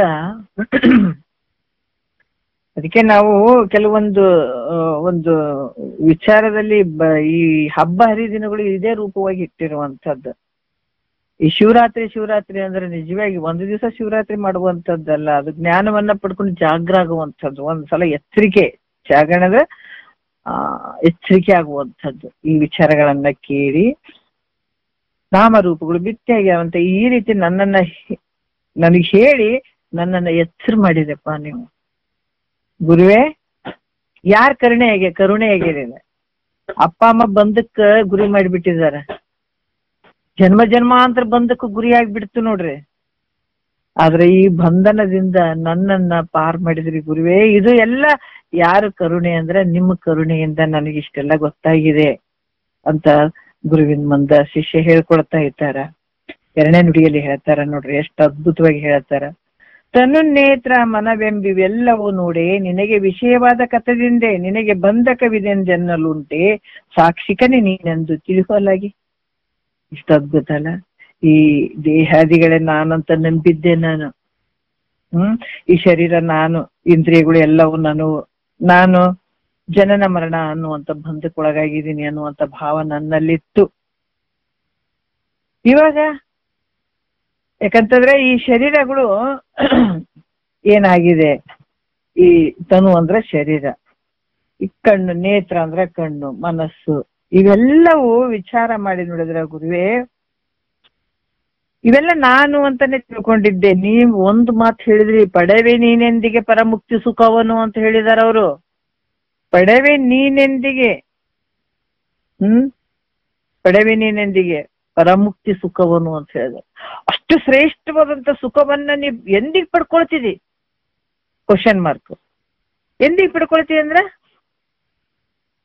ಯಾವುದನ್ನ ನಂಬಿ? ಪಡೆವೆ ನೀನೆಂದಿಗೆ ಪರಮುಕ್ತಿ ಸುಖವನ್ನು ಕೆಡುವ ಕಾಯದ ಮೋಹವನ್ನು ಮಾಡೆ ಮನುಜ ಅಂತ ಹೇಳ್ತಾರೆ. ಅಂದ್ರ ಈ ಕೆಟ್ಟು ಹೋಗುವಂತ ಶರೀರ ನಾನು ಅಂತ ನೀನು ಯಾವಾಗ ಅನ್ಕೊಂಡು ಕುಂತಿ ಅಂದ್ರ ಇಂತಹ ಪರಮುಕ್ತಿ ಸುಖ ನಿನಗ್ ಬಹಳ ದೂರ ಆಗಿಬಿಡ್ತಾವ ಅಂತ ಹೇಳ್ತಾರ ನೋಡ್ರಿ. ಯಾಕಂದ್ರೆ ಎಷ್ಟು ಭಾವಗಳು ನೋಡ್ರಿ ನಾವು ಬದಲಾವಣೆ ಮಾಡ್ಕೊಳ್ಬೇಕು. ಯಾವ್ದು ಮಿಥ್ಯದ ಸತ್ಯ ಅನ್ಕೊಂಡು ಕುಂತಿದೀವಿ ನಾವು. ಇಲ್ಲಿ ಗುರು ಹೇಳಿದಂತ ವಾಕ್ಯಕ್ಕೆ ಸಂಪೂರ್ಣ ವಿರೋಧ ಐತೆ. ಅದಕ್ಕೆ ಶರೀರ ಭಾವ ನೀ ಬಿಟ್ಟಾಗ್ಲೇ ನಿನಗ್ ಸುಖ ಐತೆ. ಶರೀರ ಯಾವಾಗ ನಾನ್ ನಂಬ್ಕೊಂಡು ಕುಂತಿ ಅಂದ್ರ ನಿನ್ ದುಃಖನೇ ಐತಿ. ಆದ್ರೆ ಇಂಥ ಪರಮುಕ್ತಿ ಸುಖ ನಿನಗಾಗ್ಬೇಕಾಗಿತ್ತಂದ್ರ ಈ ಶರೀರ ಭಾವವನ್ನ ಬಿಟ್ಕೊಡ್ಬೇಕಾಗಿ. ಶರೀರ ನಾನು ಅಲ್ಲ, ನಂದು ಅಲ್ಲ. ಅದಕ್ಕೆ ಇವೆಲ್ಲ ನಾನು ಅಂತ ತಿಳ್ಕೊಂಡಿದ್ದೆ ನೋಡು. ಯಾಕಂದ್ರೆ ನಾನು ಅಂತ ತಿಳ್ಕೊಂಡು ನನಗೆ ಸುಖ ಆಗ್ಲಿ ಅಂದ್ರೆ ಹೆಂಗಾಗ್ತದ್ರಿ? ದುಃಖದಲ್ಲಿ ಸುಖ ಹುಡುಕ್ತಾ ಇದ್ದೀವಿ ನಾವು. ನಿಜ ಸುಖ ಹೆಂಗಾಗ್ತದ? ಸುಖದಲ್ಲಿ ದುಃಖ ಅನ್ಕೊಂಡಿದೀವಿ. ಯಾಕಂದ್ರೆ ಕೇಳಕ್ ಆಗಂಗಿಲ್ಲ ಈಗ ನಮ್ಗ. ಗುರುವಾಕ್ಯ ಹೇಳ್ತಾ ಇದ್ದಾನೆ, ಯಾತಿ ಕೇಳ್ತಿದ್ರೆ ನಿಜವಾದ ಸುಖವನ್ನ ನಿನ್ಗೆ ತಿಳಿಸ್ಲಿಕ್ಕೆ ಕೇಳಕತ್ತೇನಂದ್ರೆ ಅದು ನಮ್ಗೆ ದುಃಖ ಆಗ್ಯದ ಈಗ. ಆದ್ರೆ 24 ಗಂಟೆ ಸಂಸಾರ ಮಾಡ್ತೀವಿ, ಅದು ದುಃಖದಿಂದ ಕೂಡ್ಯದ. ಅದ್ರಾಗ ದುಃಖನೇ ಆದಂತಂದ್ರೆ ಅದ್ರ ಸುಖ ಹುಡ್ಕಕತ್ತೀವಿ, ನಮಗ್ ಬ್ಯಾಸರ ಇಲ್ಲ. ಸದ್ಗುರು ವಾಕ್ಯ ಕೇಳಕ್ ನಮಗ್ ಬ್ಯಾಸರ ಬರ್ತದ. 1 ಗಂಟೆ ಅರ್ಧ ಗಂಟೆ ಕೇಳಕ್ಕೂ ನಮಗ್ ಬ್ಯಾಸರ ಬರ್ತದ. ಯಾಕಂದ್ರೆ ಅದು ನಿಜವಾದ ಸುಖ ಅದ್ರಲ್ಲಿ ಇದೆ ಅಂತ ಗೊತ್ತಿಲ್ಲ. ಅದ ಸುಖ ಇದ್ದಲ್ಲಿ ದುಃಖ ಅನ್ಕೊಂಡಿದೀವಿ, ದುಃಖ ಇದ್ದಲ್ಲಿ ಸುಖ ಅನ್ಕೊಂಡಿದೀವಿ. ಇಲ್ಲೇ ವ್ಯತ್ಯಾಸ ನಮಗ. ಯಾಕಾಗ್ಯದದ್ರ ಬುದ್ಧಿ ಕೆಟ್ಟ ಹೋಗ್ಯದ. ನಿಜವಾದ ಹುಚ್ಚರು ಯಾರಂದ್ರೆ ನಾವೇ. ಹುಚ್ಚರು ಅದಕ್ಕೆ ಹೇಳ್ತಾರ. ಹುಚ್ಚರು ಅಂದ್ರೆ ಯಾರಂದ್ರ ಮಹಾತ್ಮರು ಹೇಳ್ತಾರ, ನಮ್ಮನ್ನು ಕಂಡು ಹುಚ್ಚರು ಅಂತಾರ ಅವ್ರು. ಯಾಕಂದ್ರೆ ಇರದೇ ಇರುವಂತದ್ದು ಸತ್ಯ ಅಂತ ಅನ್ಕೊಂಡು ಅದರಲ್ಲೇ ಬಿದ್ದು ಹೊರಳಾಡ್ತಾ ಇದ್ದಾವಲ್ಲ, ಹುಚ್ಚ ಅಂತಾರ. ನಿಜವಾದ ಹುಚ್ಚರು ಯಾರು? ನಾವೇ ಹುಚ್ಚರು. ಏನ್ ಜಗತ್ತು ಸತ್ಯ ಅಂತ ಅನ್ಕೊಂಡು ಹೋಗ್ತಾ ಇದ್ದೀವಲ್ಲ, ಶರೀರ ನಾನು ಅಂತ ಅನ್ಕೊಂಡು ಹೋಗ್ತಾ ಇದ್ದೀವಲ್ಲ, ಇನ್ನ ಅನ್ನಮಯ ಕೋಶದಲ್ಲೇ ನಾವ್ ಇನ್ನು ಇದಕ್ ತಿನ್ನಿಸೋದು, ಉಣಿಸೋದು, ಇದಕ್ ಬೆಳೆಸೋದು, ಇದು ಚಂದ ಅದ ಅನ್ಕೊಳ್ಳೋದು ಇದ್ರಾಗ ಬಿದ್ದಿದ್ದೀವಲ್ಲ. ಅವ್ರು ಹೇಳ್ತಾರ, ಓಹೋ ಹಸಿವು ತೃಷಗಳ ಬಾಧೆ, ವ್ಯಸನ ವೇಳರ ಬಾಧೆ, ದಸೆಗೆಡಿಸುವ ಹರಿಕುಳದ ಬಾಧೆ, ಶಂಕರ ನೋಡೋ ನೀ ಅನ್ನ ಅಂತ ಹೇಳ್ತಾರ. ಅಪ್ಪ ನನ್ ಕಡೆ ಸ್ವಲ್ಪ ಒಳ್ಳೆ ನೋಡೋ. ಇವೆಲ್ಲ ನಾನು ಅನ್ಕೊಂಡು ಕುಂತ್ಕೊಂಡ್ ಬಿಟ್ಟಿದ್ದೀನಿ. ಹಸಿವು ತೃಷಗಳ ಬಾಧೆ, ಇದಕ್ಕೆ ಊಟ ಹಾಕೋದು, ಇದಕ್ಕೆ ನೀರ್ ಕುಡಿಸೋದು, ಇದನ್ನ ಬೆಳೆಸೋದು, ಇದು ಯಾರಿಗ್ ಬೇಕಾಗ್ಯದಪ್ಪ? ಸ್ವಲ್ಪ ತಿರುಗಿ ನೋಡೋ ನನ್ನ ಕಡೆ ಒಂಚೂರು. ಆಧ್ಯಾತ್ಮಿಕ ಬಾಧೆ, ಆಧ್ಯಾತ್ಮಿಕ, ಅಧಿಭೌತಿಕ, ಅಧಿದೈವಿಕ, ಜನನ ಮರಣ 1 2, ಕುಸುಮ ಬಾಣದ ಬಾಧೆ, ಮದ ಶೋಕ ಮೋಹ ರತಿ ವಿಸರ ದುರ್ಬಾಧೆ, ಘನವೆನೆಗೆ ಶಂಕರ. 1 2 ಏನ್ ಕಷ್ಟಪ್ಪ ಅಂತ ಅವ್ರು ಅನ್ಕೊಂಡ್ಬಿಟ್ರು. ನಾವು ಸುಖ ಅಂತ ಇದ್ರಾಗ ಹೊಂಟಿವಿ ನೋಡ್ರಿ. ಎಷ್ಟು ವ್ಯತ್ಯಾಸ ಐತೆ. ಅದಕ್ಕೆ ಇಲ್ಲಿ ಕೂಡ ಹೇಳ್ತಾರ, ಹಸಿವು ತೃಷಗಳನ್ನ ನಾವೆಲ್ಲ ಇದ್ರೂ ಕೂಡ ನಾವು ಸುಖಿ ಅನ್ಕೊಂಡಿದೀವಿ. ಆದ್ರ ಜ್ಞಾನಿ ದುಃಖಿ ಅಂತ ಅನ್ಕೊಳತ್ತಾನ. ಇದರಿಂದ ಬಹಳ ದುಃಖ. ಇದೆಲ್ಲ ಮಾಡ್ಬೇಕಲ್ಲ, ಈ ಶರೀರ ಉತ್ಕೊಂಡು ತಿರುಗಾದ ಕಷ್ಟ ಅನ್ಕೊಂಡ್ಬಿಟ್ಟಾತ. ನಾವು ಬಹಳ ಖುಷಿಯಾಗಿರ್ತೀವಿ. ಯಾಕಂದ್ರೆ ಇವೆಲ್ಲ ಯಾಕೆ ಅಂತಂದ್ರೆ ಹೇಳ್ತಾರ, ದುಃಖಿ ನಾನು ಅಜ್ಞಾನದಲ್ಲಿದ್ದಾಗ, ಅಜ್ಞಾನದಿಂದ ನಾನು ಸಂಸಾರಿ ಇದೀನಿ, ದುಃಖಿ ಇದೀನಿ, ಬಂದ ನನಗ ಐತಪ್ಪ ಅಂತ ಅನ್ಕೊಂಡಿದ್ದೆ ಮನಸ್ಸಿನಲ್ಲಿ. ನೀವು ದಯ ಮಾಡಿದ್ರಿ. ಅದಕ್ಕ ಇಲ್ಲಿ ಹೇಳ್ತಾರ ನೋಡ್ರಿ, ಶಿಷ್ಯ ಎಲ್ಲ ಕೇಳಿದನ್ನ ಗುರು ಮುಖಾಂತರ ಇಷ್ಟು ದಿವಸ ಕೇಳಿದೆ. ಸದ್ಗುರುವಿನ ಒಂದು ಹತ್ರ ಕೂತ್ಕೊಂಡು ಸನ್ನಿಧಾನದಲ್ಲಿ ಕೂತ್ಕೊಂಡಿಟ್ಟು ಹೇಳ್ತಾ ಇದ್ದಾನ. ಸದ್ಗುರುನಾಥ ಸುಮ್ಮ ಕುಂತ ಕೇಳ್ತಾ ಇದ್ದಾರ, ನೀವೇನ್ ಮಾಡಿದ್ರಪ್ಪ? ನಾವೆಲ್ಲನೂ ಸತ್ಯ ಸತ್ಯ ಅನ್ಕೊಂಡು ಹೋಗ್ತಾ ಇದ್ದೆ, ನೀವು ದಯ ಅವಲೋಕನದಿಂದ ನನಗ ಅವು ಎಲ್ಲ ನಿನ್ನಿಂದ ಅರಿಸಿಕೊಡ್ತಾವೋ. ಶರೀರ ಆಗಿರ್ಬೋದು, ಕರ್ಮೇಂದ್ರಿಯಗಳು, ಜ್ಞಾನೇಂದ್ರಿಯಗಳು, ಅಂತಃಕರಣಗಳು, ಇವೇನೇನ್ ಅದಾವ ಏನ್ವೇ ಈ ಶರೀರದೊಳಗೆ ಎಲ್ಲ ಜ್ಞಾನೇಂದ್ರಿಯಗಳು, ಕರ್ಮೇಂದ್ರಿಯಗಳು, ಅಂತಃಕರಣಗಳು, ಪ್ರಾಣವಾಯುಗಳು, ಇವೆಲ್ಲ ಏನದಾವ ಇವು ನಿನ್ನಿಂದ ಅರಿಸಿಕೊಳ್ತಾವ. ಅರಿಸಿಕೊಳ್ಳುವಂಥದ್ದು ಯಾವುದು ನೀನಲ್ಲ. ಅರಿಯುವಂತವನು ನೀನು. ಯಾಕಂದ್ರ ಕಣ್ಣಿನಿಂದ ಕಾಣಿಸಿಕೊಳ್ಳುವಂಥದ್ದು ಏನಂದ್ರ ಇವೆಲ್ಲ ಘಟಪಟಾದಿಗಳನ್ನ ನಾವು ಕಣ್ಣಿನಿಂದ ನೋಡ್ತೀವಿ. ಅವು ಏನಾದ್ರು ಯಾಕಂತಂದ್ರ ಆ ಕಣ್ಣು ಆ ಘಟಾದಿ ಏನ್ ಅದಾವ ಇವೆಲ್ಲಷ್ಟು ನೋಡ್ತೀವಲ್ಲ, ಅವೇನಾದ್ರೂ ಕಣ್ಣುಗಳು ಆಗ್ತಾವೇನಂದ್ರ ಅಲ್ಲ. ಕಣ್ಣಿನಿಂದ ಅವನ್ನೆಲ್ಲ ದೃಶ್ಯ ಪ್ರಪಂಚವನ್ನ ನಾವು ತಿಳ್ಕೊಳ್ತಾ ಇದ್ದೀವಲ್ಲ, ಹಾಗೆ ಇವೆಲ್ಲವೂ ಈ ಘಟಪಟಾದಿಗಳು ಕೂಡ ಕಣ್ಣಿನಿಂದ ತಿಳಿಸಿಕೊಳ್ತಾವ. ಅದೇ ರೀತಿ ಕೂಡ ನಿನ್ನ ಈ ಶರೀರ ದೇಹಾದಿಗಳು ಕೂಡ ಇವು ಅರಿಸಿಕೊಳ್ತಾವ. ಹಂಗ ಅರಿಸಿಕೊಳ್ತಾವ. ಘಟಪಟಾದಿಗಳು ಹೆಂಗ ಅರಿಸಿಕೊಳ್ತಾವ ಅದೇ ರೀತಿ ಶರೀರಗಳು ಕೂಡ ನಿನ್ನಿಂದ ಅರಿಸಿಕೊಳ್ತಾವ. ಅದಕ್ಕೆ ನೀನು ಇವು ಯಾವ ಆಗಂಗಿಲ್ಲ. ಅದಕ್ಕ ಯಾವ ರೀತಿ ಅಂದ್ರ ಈ ಕಣ್ಣು ಘಟ ಮತ್ತೆ ಈ ಪಟ ಇವೆಲ್ಲಕ್ಕೂ ಬೇರೆಯಾಗಿ ಸಾಕ್ಷಿ ಇದ್ದಂತೆ ನೀನ್ ಹೆಂಗದಿಯಪ್ಪ ಅಂತಂದ್ರ ಈ ದೇಹಾದಿಗಳಿಗೆ ಬೇರೆ ಸಾಕ್ಷಿ ರೂಪವಾಗಿರ್ತೀರಿ. ಅರ್ಥ ಮಾಡ್ಕೋಬೇಕು. ಈ ಕಣ್ಣು ದೃಶ್ಯವಾಗಿ ಕಾಣುವಂತ ಈ ಪ್ರಪಂಚ ಅಥವಾ ಈ ವಸ್ತುಗಳನ್ನ ನೋಡುವಂತ ಕಣ್ಣೇ ಬೇರೆ, ಆದ್ರ ಕಾಣುವಂತ ದೃಶ್ಯವಾದಂತ ವಸ್ತುಗಳೇ ಬೇರೆ. ಯಾವ ರೀತಿ ಆ ಕಣ್ಣು ನೋಡ್ತೋ ಅದೇ ರೀತಿ ಕೂಡ ನೀನು ಎಲ್ಲಾ ಒಂದು ವಿಚಾರಗಳಿಗೆ ದೇಹಾದಿಗಳಿಗೆ ಬೇರೆ ಸಾಕ್ಷಿ ರೂಪವಾಗಿರುವಂಥವ್ ನೀನಿದಿ. ಈ ಕಾರಣದಿಂದ ನಿನಗ ಬಂಧ ಐತೇನು ಅಂದ್ರೆ ಬಂಧ ಇಲ್ಲ. ನಿನ್ನ ಸ್ವರೂಪಕ್ಕೆ ಬಂಧ ಇಲ್ಲ. ಯಾಕಂತಂದ್ರ ನೀನ್ ಅನ್ಕೊಂಡಿದ್ದೀನಿ ನಾ ಬಂಧಕ್ಕೊಳಗಾಗಿದ್ದೀನಿ, ನಾನು ಸಾಯ್ತೀನಿ, ನೀ ಪರಿಚ್ಛಿನ್ನತೆಯಿಂದ ಕೂಡಿದ್ದೀನಿ, ನಾನು ಇಷ್ಟೇ ಇದೀನಿ ಅಷ್ಟೇ ಇದೀನಿ, ನಾ ಸಣ್ಣವದೀನಿ, ಅದು ಹಿಂಗೆಲ್ಲ ಅಜ್ಞಾನದಿಂದ ಮಾಡ್ಕೊಂಡ್ ಕುಂತಿದ್ದೀನಿ. ನೀನೇ ಅದ್ರ ವಿಪರೀತವಾಗಿ ತಿಳ್ಕೊಂಡು ಕುಂತಿದ್ದೀನಿ ನೀನು. ಅದಕ್ಕೆ ಇಲ್ಲಿ ಹೇಳ್ತಾರ ಬಂಧ ಆಗ್ಯದ, ನನಗ್ ದುಃಖ ಆಗ್ಯದ, ನಾ ಸಾಯ್ತೀನಿ, ನಾ ಹುಟ್ಟುತ್ತೀನಿ, ನಾ ಪರಿಚ್ಛಿನ್ನತೆಯಿಂದ ಕೂಡಿದ್ದೀನಿ ಅನ್ನುವಂಥ ವಿಪರೀತ ಭಾವನೆ ನಿನಗಿದೆ ಆಗಿದೆ. ಅದಕ್ಕ ಸಾಕ್ಷಿ ಪ್ರತ್ಯೇಕಾತ್ಮನಾದ ನಾನು ಹಿಂಗ್ ಕೂತ್ಕೊಂಡಾಗ ನೀವೇನ್ ಹೇಳಿದ್ರಿ, ಅಯ್ಯೋ ನೀನ್ ಹೆಂಗದಿ, ಇವೆಲ್ಲಕ್ಕೂ ಸಾಕ್ಷಿ ಪ್ರತ್ಯೇಕಾತ್ಮ ಸ್ವರೂಪನೇ ನೀನಿದ್ದಿ ಅಂತ ನನಗ ಹೇಳಿದ್ರಪ್ಪ ನೀವು. ನಿನ್ಗೆ ಯಾವ ಬಂಧ ಇಲ್ಲ. ಅಜ್ಞಾನದಿಂದ ಬಂಧ ಬಂದಿದೆ ಅಂತ ಅನ್ಕೊಂಡಿದಿ, ಅದ್ರ ವಿಚಾರ ಮಾಡು, ನಿನಗೆಲ್ಲಿದೆ ಬಂಧ? ಅದಕ್ಕೆ ಯಾವ ಬಂಧವಿಲ್ಲಪ್ಪ ನಿನಗಂತ ನೀವು ನನಗೆ ಹೇಳಿದ್ರಿ. ಈ ಕಾರಣದಿಂದ ನಾನು ನನ್ನ ನಿಜವನ್ನ ನಾನು ಯಾರಿದ್ದೀನಿ ಅಂತ ತಿಳ್ಕೊಂಡೆ, ನಿಜ ವಸ್ತುವನ್ನ ತಿಳ್ಕೊಂಡೆ. ಇವಾಗ ಹೆಂಗದೀನಿ, ನಿತ್ಯ ಸುಖಿಯಾಗಿದ್ದೀನಿ ನೋಡಿ. ಎಲ್ಲವೂ ನನ್ನಿಂದ ಅರಿಸಿಕೊಳ್ಳುತ್ತದ. ನಾನು ಅರಿಯುವಂತನ ದೃಷ್ಟ, ನಾನು ಬೇರೆನೇ ಇದ್ದೀನಿ. ಸಾಕ್ಷಿ ಪ್ರತ್ಯೇಕಾತ್ಮ ಸ್ವರೂಪ ನಾನು ಬೇರೆನೇ ಇದ್ದೀನಿ. ಅದಕ್ಕೆ ನಾನು ಯಾವ್ದ್ರಾಗ ಬೆರೆಯುವವನಲ್ಲ. ನನ್ನ ಸ್ವರೂಪ ಹೆಂಗಿದೆ ಅಂದ್ರೆ ನಾನು ಯಾವ್ದ್ರಾಗ ಬೆರೆಯಂಗಿಲ್ಲ. ಅದು ಎಲ್ಲಕ್ಕೂ ಆಧಾರವಾಗಿರುವಂಥದ್ದು. ಕನಸಿನಲ್ಲಿ ಎಲ್ಲವನ್ನ ಹೆಂಗ್ ತಿಳ್ಕೊಳ್ತಿದ್ದೆ, ಕನಸು ಎಲ್ಲಿ ತೋರ್ಯದ, ನನ್ನಲ್ಲೇ ತೋರ್ಯದ, ನನ್ನಲ್ಲೇ ಲಯ ಆಗ್ತದ. ಅದ್ರ ಸತ್ಯ ಏನು, ಅದು ಮಿಥ್ಯೆ ಅದ.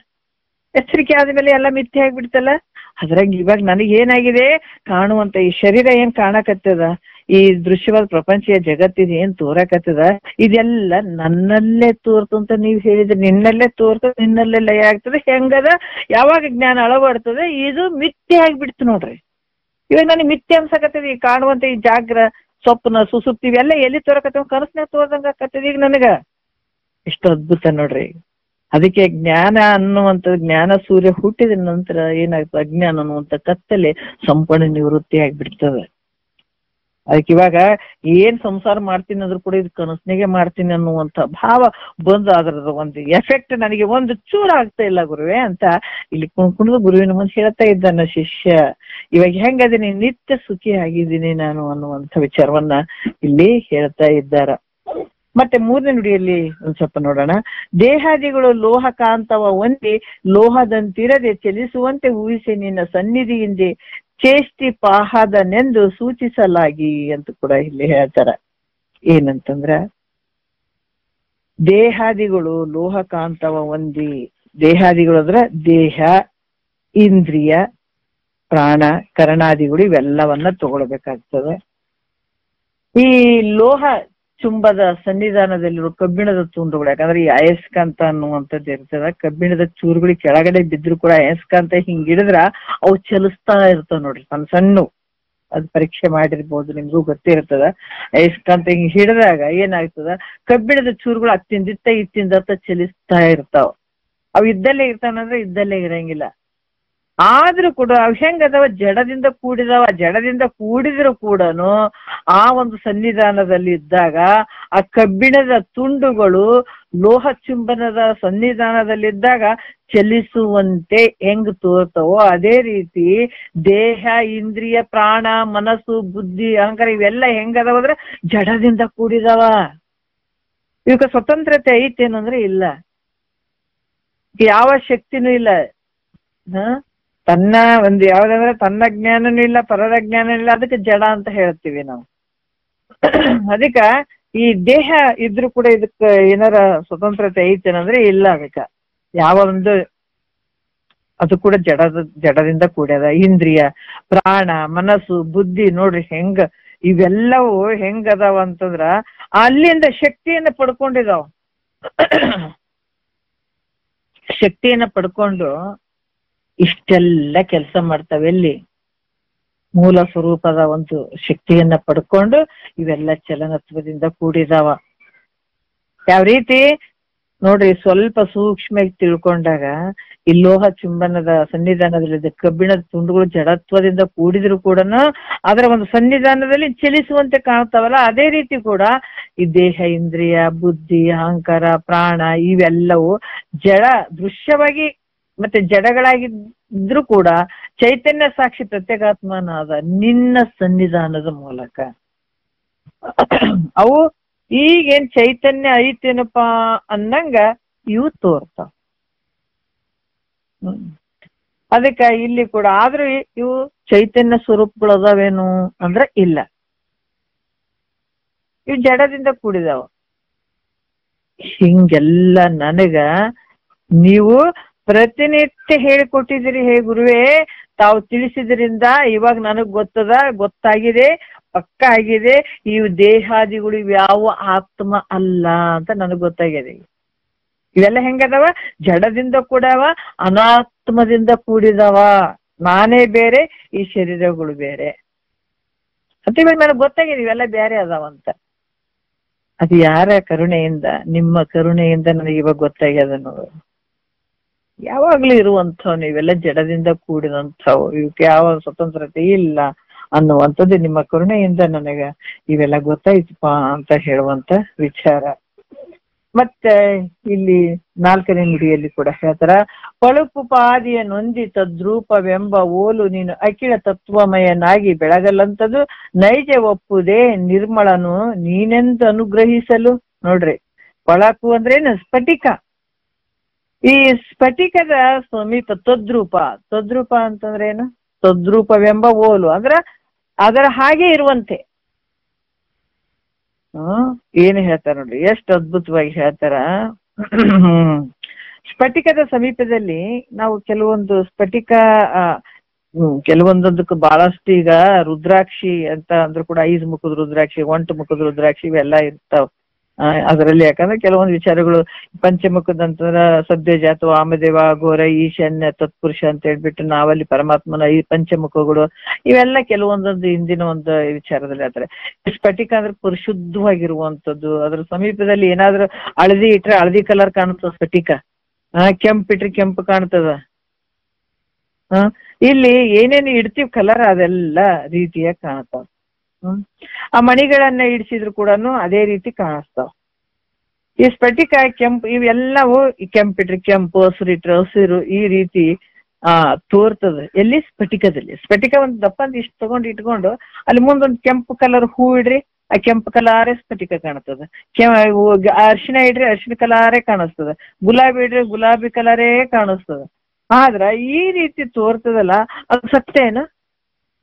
ಸ್ಫಟಿಕದಲ್ಲಿ ತೋರಕತ್ತದ, ಅದ್ರ ಸತ್ಯ ಏನಂದ್ರೆ ಸತ್ಯ ಅಲ್ಲ. ಅದು ಸ್ವರೂಪ. ಯಾಕಂತಂದ್ರೆ ಅದು ಇರುವಂತದ್ದು ಸ್ಫಟಿಕ ಶುಭ್ರ ಅದ, ಅದ್ರಲ್ಲಿ ಏನು ಇಲ್ಲ. ಆದ್ರ ಅದ್ರಾಗ ಏನಾರ ಹೂವು ಏನಾರ ಆದ ಅನ್ನೋದ್ರಾಗ ಕಲರ್ ಹಂಗ್ ಕಾಣಕ ಇಲ್ಲ. ಈ ರೀತಿ ಸಾಕ್ಷಿ ಪ್ರತ್ಯೇಗಾತ್ಮನಾದ ನೀನು ಹೆಂಗಿದಿ? ಪರಿಶುದ್ಧವಾಗಿದಿ. ಆದ್ರ ಈ ಇಂದ್ರಿಯಗಳು, ದೇಹಗಳು, ಪ್ರಾಣ, ಮನ, ಬುದ್ಧಿ ಇವೆಲ್ಲವೂ ಅದ್ರ ಒಂದು ಏನು ಈಗ ಹೂ ಇಟ್ಟಾಗ ಅದೇ ಕಲರ್ ಹೆಂಗ್ ಕಾಣಿಸ್ತೋ ಅದೇ ರೂಪಾಗಿ ಇವು ಏನಾಗ್ತದ, ಪ್ರತ್ಯೇಗಾತ್ಮನಾದ ನೀನು ದೇಹ, ಇಂದ್ರಿಯ, ಪ್ರಾಣ, ಮನ, ಬುದ್ಧಿ ಮತ್ತೆ ದೇಹ ಇವೆಲ್ಲ ರೂಪಾಗಿ ತೋರಿದ್ರು ಕೂಡ ನೀನು ಅವುಗಳ ರೂಪ ಅಲ್ಲ ನೋಡ್ರಿ. ಇವೆಲ್ಲ ಅತಿ ರೂಪವಾಗಿ ತೋರ್ದಂಗ ಆಗಕತ್ತದ. ಈ ದೇಹ ಇಂದ್ರಿಯ ಹೆಂಗ ಆತ್ಮನಾಗಿ ತೋರ್ದಂಗ ಆಗ್ತದ, ಇಂದ್ರಿಯಗಳು ಆತ್ಮನಾಗಿ ತೋರ್ದಂಗ ಆಗ್ತದ, ಪ್ರಾಣ ಆತ್ಮನಾಗಿ ತೋರ್ದಂಗ ಆಗ್ತದ, ಮನ ಆತ್ಮನ ಹೆಂಗ್ ತೋರಕತ್ತೇವ? ಸ್ಫಟಿಕದ ಮುಂದೆ ಹೂಗಳನ್ನ ಇಟ್ಟಾಗ ಸ್ಫಟಿಕದಲ್ಲಿ ಅದೇ ಕಲರ್ ಕಂಡಂಗ ಆಕತ್ತದ. ಸತ್ಯ ಏನಂದ್ರೆ ಮಿಥ್ಯೆ ಅದು, ಅದ್ರಾಗ ಐತೇನೆ. ಸ್ಫಟಿಕ ಹೆಂಗದ? ಪರಿಶುದ್ಧವಾದಂಥದ್ದದ, ನಿರ್ಮಲವಾಗಿರುವಂಥದ್ದದ. ಆ ರೀತಿ ನಿನ್ನಲ್ಲಿ ಇವು ತೋರಿದಂಗ ಆದ್ರೂ ಕೂಡ ಅವು ನಿನ್ನ ರೂಪ ಅಲ್ಲ. ಕಿಂತು ಅವು ಹೆಂಗದ ಉಪಾಧಿ ಮೂಲಕ ತೋರಕತ್ತೇವ ಹೊರತಾಗಿ ನೀನ್ ಹೆಂಗಿದಿ, ಸಾಕ್ಷಿಯಾಗಿದಿ, ನಿತ್ಯ ಇದಿ, ಸ್ವಯಂ ಪ್ರಕಾಶ ರೂಪ ನಿರ್ಮಲವಾಗಿರುವಂಥದ್ದು ನಿನ್ನ ಸ್ವರೂಪ ಹೆಂಗ? ಸ್ಫಟಿಕದಂತೆ. ನಾವು ಸ್ಫಟಿಕನ್ನ ನೋಡಿದಾಗ ನಾವು ಅದನ್ನ ನೋಡ್ಕೋಬೇಕು, ಏನಂದ್ರೆ ನಮ್ಮ ಸ್ವರೂಪ ಹಾಗೇ ಇದೆ. ಅದಕ್ಕಿಂತವೆಲ್ಲ ಕೆಲವೊಂದು ಮಹತ್ವ ಸ್ಫಟಿಕದಂಗ ನಮ್ಮ ಸ್ವರೂಪ ಇರುವಂಥದ್ದು. ಈ ರೀತಿಯಾಗಿ ನೀನು ಯಾಕಂದ್ರೆ ಸಾಕ್ಷಿ ನಿತ್ಯ ಸ್ವಯಂ ಪ್ರಕಾಶ ನಿರ್ಮಲವಾಗಿ ಇರುವಂಥವನು ಅಂತ ನೀವು ನನಗ ಈ ದೇಹಾದಿಗಳ ಒಂದು ಮಲಿನತ್ವ ಭಾವ, ಈ ಭಾವವನ್ನ ಬಿಡುವಂತೆ ಮಾಡಿ ಪವಿತ್ರವಾದ ನಿರ್ಮಲ ಏನಾಗ್ಯದ, ನೀವ್ ಹೇಳಿದ್ರಿ ಇವೆಲ್ಲ ಮಲಿನತ್ವದಿಂದ ಕೂಡಿದಾವ, ಉಪಾದಿಯಿಂದ ಅಲ್ಲಿ ತೋರ್ದಂಗ ಆಗ್ತಾವ. ಆದ್ರೂ ಕೂಡ ಇವು ಯಾವ ಆತ್ಮ ಸ್ವರೂಪ ಅಲ್ಲ. ನೀನ್ ಹೆಂಗಿದಿ, ಸ್ಫಟಿಕದಂತೆ ನಿರ್ಮಲವಾಗಿದೆ, ಪರಿಶುದ್ಧವಾಗಿದೆ ಅಂತ ನೀವು ಹೇಳಿದ್ರಿ. ಇವಾಗ ಪವಿತ್ರವಾದ ನಿರ್ಮಲ ರೂಪ ನಾನು ಆಗಿದ್ದೀನಪ್ಪ. ಈಗ ಇದು ಯಾರ ಅನುಗ್ರಹ? ನಿಮ್ಮ ಅನುಗ್ರಹದಿಂದ ನಾನೀಗ ಹೆಂಗದೀನಿ, ಪರಿಶುದ್ಧವಾಗಿದ್ದೀನಿ ಅಂತ ಹೇಳುವಂತ ವಿಚಾರ ನೋಡ್ರಿ. ಇದೊಂದು ಚೂರ ಹೇಳ್ಬಿಡ್ತೀನಿ, ಒಂದೇ ನಿಮಿಷ ತಗೋತೀನಿ. ಮತ್ತೆ 5ನೇ ನುಡಿಯಲ್ಲಿ ಪ್ರಾಣದೊಳಗೆ ಪ್ರಾಣ ಪದವಾಗಿ ತನ್ನ ಗುಣೆಯ ದಿನಿತಿಲ್ಲದ ಪರೋಕ್ಷ ತಾಣವೆನಿಪ ಚೆಂಬುಲಿಂಗವ ಕೂಡಿ ಜಾಣನಾಗಿ ಎಂದು ಬೋಧಿಸಲಾಗಿ ಅಂತ ಹೇಳ್ತಾರೆ. ಯಾಕಂದ್ರ ಪ್ರಾಣಸ್ಯ ಪ್ರಾಣಂ ಅಂತ ಶ್ರುತಿ ಪ್ರಮಾಣ ಐತೆ. ಹೆಂಗೆ ಅದ ನಿನ್ನ ಸ್ವರೂಪ? ಶ್ರೀ ಶಂಭು ಪ್ರಾಣಕ್ಕೆ ಪ್ರಾಣನಾಗಿದ್ದಾನ, ಸ್ತೋತ್ರಕ್ಕೆ ಸ್ತೋತ್ರವಾಗಿದ್ದಾನ, ಕಣ್ಣಿಗೆ ಕಣ್ಣಾಗಿದ್ದಾನ. ಮತ್ತೆ ಇದು ಹೆಂಗ ಅದನಪ್ಪ ಅಂದ್ರ ತನ್ನ ಹೇಳ್ತಾರೆ, ಯಾಕಂದ್ರೆ ಊಣೆಯದು ಅಂದ್ರೆ ಒಂದು ಚೂರು ಕೊರತೆ ಇಲ್ಲದೆ ಈ ದೇಹದಲ್ಲಿ ಹೆಂಗದನಂದ್ರ ಅಪರೋಕ್ಷ ರೂಪವಾಗಿರುವಂಥವನು ಅಂತ ಸಚ್ಚಿದಾನಂದ ರೂಪ ಶಂಭುವೆ, ನಾನು ಬೇರೆ ಅಲ್ಲ ಅಂತ ನಿಶ್ಚಯಿಸು ಅಂತ ಹಿಂಗ್ ಹೇಳಿದ್ರಿ ನೀವು. ಹೆಂಗ್ ಹೇಳಿದ್ರಿ? ಪ್ರಾಣಸ್ಯ ಪ್ರಾಣಂ ಶ್ರುತಿ ಪ್ರಮಾಣಕ್ಕನುಸಾರವಾಗಿ ಆ ಶಂಭುಲಿಂಗ ಹೆಂಗದನಂದ್ರೆ ಪ್ರಾಣಕ್ ಪ್ರಾಣ ಆಗಿದಾನ, ಕಣ್ಣಿಗೆ ಕಣ್ಣಾಗಿದಾನ ನೋಡ್ರಿ. ಈ ಕಿವಿ ಆಗಿದಾನತ. ಅದಕ್ಕೆ ಸಚ್ಚಿದಾನಂದ ರೂಪ ಶಂಭುವೆ ನಾನು ಬೇರೆ ಅಲ್ಲ ಅಂತ ನಿಶ್ಚಯಿಸು. ಹೀಗೆ ನನಗ ಏನ್ ಹೇಳಿದ್ರಿ ನೀವು? ಒಂದು ಕಿವಿ ಮಾತು ಹೇಳಿದ್ರಿ, ಅಭೇದ ಸ್ಥಿತಿ ಜ್ಞಾನ ಉಳ್ಳವನಾಗುವಂತ ಹೇಳಿಬಿಟ್ಟು ನೀನು ಅಭೇದ ಸ್ಥಿತಿಯ ಜ್ಞಾನ ಆಗಿ ಜಾಣನಾಗಪ್ಪ ಅಂತ ನನಗೆ ಹೇಳಿರಿ ನೀವು. ಜಾಣನಾಗು. ಅದಕ್ಕ ಇಲ್ಲಿ ನಾನೇ ಬೇರೆ, ಶಂಭು ಬೇರೆ. ಛಲಬೇಕು ಶರಣಂಗೆ ಪರದೈವ ಒಲ್ಲೆನೆಂಬ ಅಂತ ಹೇಳಿದಾರ. ವಚನಗಳಲ್ಲಿ ಕೂಡ 3 ರೀತಿಯಿಂದ ಹೇಳ್ಕೊಂಡು ಬಂದಿದಾರ. ನಾವ್ ಅರ್ಥ ಮಾಡ್ಕೊಳ್ಳಾರ್ದ ಒಂದ್ರಾಗ ಒಂದು ಬೆರೆಸಿ ಬಿಟ್ಟು ಕಿದಕ್ ಹಿಂಗ್ ಹೇಳ್ಯಾರಲ್ರಿ, ಕದಕ್ ಹಂಗ ಹೇಳ್ಯಾಳ್ರಿ ಅಂತ ಹೇಳಂಗಿಲ್ಲ ಇಲ್ಲಿ. ಅಲ್ಲಿ ವಚನಗಳದಾಗ ಮಹಾತ್ಮರು ಕೂಡ ಕರ್ಮದ ಬಗ್ಗೆನೂ ಹೇಳಿದಾರ, ಉಪಾಸನೆ ಬಗ್ಗೆನೂ ಹೇಳಿದಾರ, ಜ್ಞಾನದ ಬಗ್ಗೆನೂ ಹೇಳಿದಾರ. 3 ತರ ಹೇಳಿದಾರಲ್ಲಿ. ಅದ್ರಾಗ ಅದಕ್ಕೆ ಹೇಳ್ತಾರ ಛಲಬೇಕು ಶರಣಂಗೆ ಪರದೈವ ಒಲ್ಲೆನೆಂಬ. ಕೆಲವೊಂದು ಬಹಳಷ್ಟು ಬಸವಣ್ಣವ್ರು ಕೂಡ ಬಹಳ ಚಂದ ಹೇಳಿದಾರ. ಅಕ್ಕ ಮಾದೇವಿ ಕೂಡ ಚಂದ ಹೇಳಿದಾರ. ಎಲ್ಲ ತರ ಹೇಳಿದಾರ. ಭಕ್ತಿವಂತರಿಗೆ ಭಕ್ತಿಯನ್ನ ಹೇಳಿದಾರ, ಉಪಾಸನೆ ಮಾಡೋರಿಗೆ ಉಪಾಸನೆ ರೀತಿಯಲ್ಲಿ ಹೇಳಿದಾರ, ಜ್ಞಾನವಂತರಿಗೆ ಜ್ಞಾನನೂ ಬೋಧನೆ ಮಾಡಿದಾರ ಅವರು. ಅವ್ರು ನಾವು ತಿಳ್ಕೊಳ್ಳಾರ್ದ ಒಂದ್ರಾಗ ಒಂದು ಬೆರೆಸಿ ಇದ್ರಾಗ ಈ ಕಡೆ ಬೆರೆಸೋದು, ಇದ್ರದ್ದು ಈ ಕಡೆ ಬೆರೆಸೋದು. ಇಲ್ಲಿ ಕೀ ವಚನ ಅಂತ ಹೇಳಿದಾರ, ಕರ್ಮದ ವಿಚಾರಗಳನ್ನ ತಂದು ಜ್ಞಾನದಲ್ಲಿ ಇಡೋದು, ಜ್ಞಾನದಲ್ಲಿ ವಿಚಾರಗಳನ್ನ ತಂದು ಉಪಾಸನೆಯಲ್ಲಿ ಇಡೋದು. ಹಿಂಗೆ ಆ ಕಡೊಂದು ಈ ಕಡೊಂದು ಕಿದೆ ಅಂದ್ರೆ ಹೆಂಗ್ರಿ, ಇದು ಹೆಂಗ್ರಿ ಅಂತೆಲ್ಲ ಗೊಂದಲಕ್ಕೊಳಗಾಗಿ ಏನು ತಿಳ್ಕೊಳ್ಳಾರ್ದ ಹಂಗ ಹೊಂಟು ಬಿಡೋದು. ಮುಗಿದೋಯ್ತು ಕತಿ. ಇಷ್ಟೇ ನಡೆದದ್ದು ನಮ್ಮದು. ಆದ್ರೆ ಅದನ್ನ ಏನೇನ್ ಹೇಳಿದಾರೆ ಅಂತ ತಕ್ಕ ಮಟ್ಟಿಗೆ ನಾವು ತಿಳ್ಕೊಂಡು ಹೋಗುವಂಥದ್ದು ನಮ್ದಲ್ಲ. ಅಲ್ಲಿಂದ ಇಲ್ಲಿಗೆ ಒಯ್ಯೋದು ಬರ ತರ್ಕ ಮಾಡುವಂಥದ್ದು. ಬರೀ ಹಿಂಗೆ ಹೇಳ್ಯಾರಲ್ರಿ, ಇದೇ ಹಂಗ್ರಿ, ಇದು ಹಿಂಗೆ ಹೇಳ್ಯಾರಲ್ರಿ, ಹಿಂಗಲ್ರಿ. ಒಂದು ಪೇಷನ್ಸ್ಲಿಂದ ಕೇಳಿ, ತಾಳ್ಮೆಯಿಂದ ಕೇಳಿ, ಪಕ್ಕಾ ಕೇಳಿದಾರ ಯಾರು ಮಹಾತ್ಮರು ಯಾಕೆ ಕೇಳಿದ್ರೆ ಅಂತಾರೆ, ಎಲ್ಲೆಲ್ಲಿ ತಮಗೆ ಅನಾನುಕೂಲ ಆಗ್ತದ ಆ ಜಾಗವನ್ನ ಬಿಟ್ಟರು ಕೇಳುವಂತ ಸ್ಥಿತಿ ಎಲ್ಲಿ ಚೆನ್ನಾಗಿರ್ತದ ಅಲ್ಲಿ ಇದ್ದುಕೊಂಡು ತುಂಬಾ ದಿವಸ ಅದನ್ನ ಕೇಳಿ ಶ್ರವಣ ಮಾಡಿ ಮನನ ಮಾಡಿ ಅದನ್ನ ಅರಗಿಸ್ಕೊಂಡು ಅದನ್ನ ಜೀರ್ಣ ಮಾಡ್ಕೊಂಡು ಅದನ್ನ ಬರ್ದು ಬಿಟ್ರು. ವ್ಯಸನಗಳ ರೂಪ ತತ್ವಗಳ ರೂಪವಾಗಿ ಬರೆದ್ರು. ಅದಕ್ಕೆ ಇಲ್ಲಿ ಕೂಡ ಏನ್ ಹೇಳಿದಾರ, ಅಭೇದ ಜ್ಞಾನ ಉಳ್ಳವನಾಗಿ ಜಾಣನಾಗಿರುವಂತ ನೀವು ನನಗೆ ಹೇಳಿದ್ರಿ, ಮತ್ತೇನ್ ಹೇಳಿದ್ರಿ, ನಾನು ಬೇರೆ ಶಂಭು ಬೇರೆ ಅನ್ನುವಂತ ಭೇದ ಜ್ಞಾನದಿಂದ ಕೂಡಿ ಮೂಢ ಆಗ್ಬೇಡ, ಮೂರ್ಖ ಆಗ್ಬೇಡ, ನೀನು ನಾನೇ ಬೇರೆ ಶಂಭುಲಿಂಗನೇ ಬೇರೆ ಅನ್ನುವಂತ ಭೇದ ಜ್ಞಾನದಿಂದ ಕೂಡಿ ಮೂಢನಾಗ್ಬೇಡಪ್ಪ, ಮೂರ್ಖನಾಗ್ಬೇಡ ಅಂತ ಹಿಂಗ ನನಗೆ ಹೇಳಿರಿ, ನೀವು ಹೇಳಿದ್ರಿ. ಯಾಕಂದ್ರೆ ನಾನು ಮೊದಲು ಹಂಗೆ ಅನ್ಕೊಂಡಿದ್ದೆ, ನಾನು ಬೇರೆ ದೇವ್ರು ಬೇರೆ, ಅಲ್ಲಿ ಅದನ್ನ ಇಲ್ಲಿ ಅದನ್ನ. ಅಯ್ಯೋ ಶಿವ ಶಿವ ಶಿವ ಶಿವ ಶಿವ, ಅದನ್ನ ಹೊಡೆದ ಹಾಕ್ಬಿಟ್ರಿ ನೋಡು. ಯಾಕಂದ್ರೆ ದೇವ್ರನ್ನ ತಿಳ್ಕೊಳ್ಳೋಂಥವ್ ನಾನೇ, ಹೌದಿಲ್ಲ? ದೇವಸ್ಥಾನಕ್ಕೆ ಹೋದಾಗ ದೇವ್ರನ್ನ ಯಾರು ತಿಳ್ಕೊಳ್ತಾರ? ನಾನೇ ತಿಳ್ಕೊಳ್ತೀನಿ, ನನ್ನಿಂದನೇ ತಿಳಿಸಿಕೊಳ್ತದ. ತಿಳಿದುಕೊಳ್ಳೋ ದೊಡ್ಡವನ, ತಿಳಿಸಿಕೊಳ್ಳುವಂತ ದೊಡ್ಡದ, ವಿಚಾರ ಮಾಡ್ಬೇಕಲ್ಲ.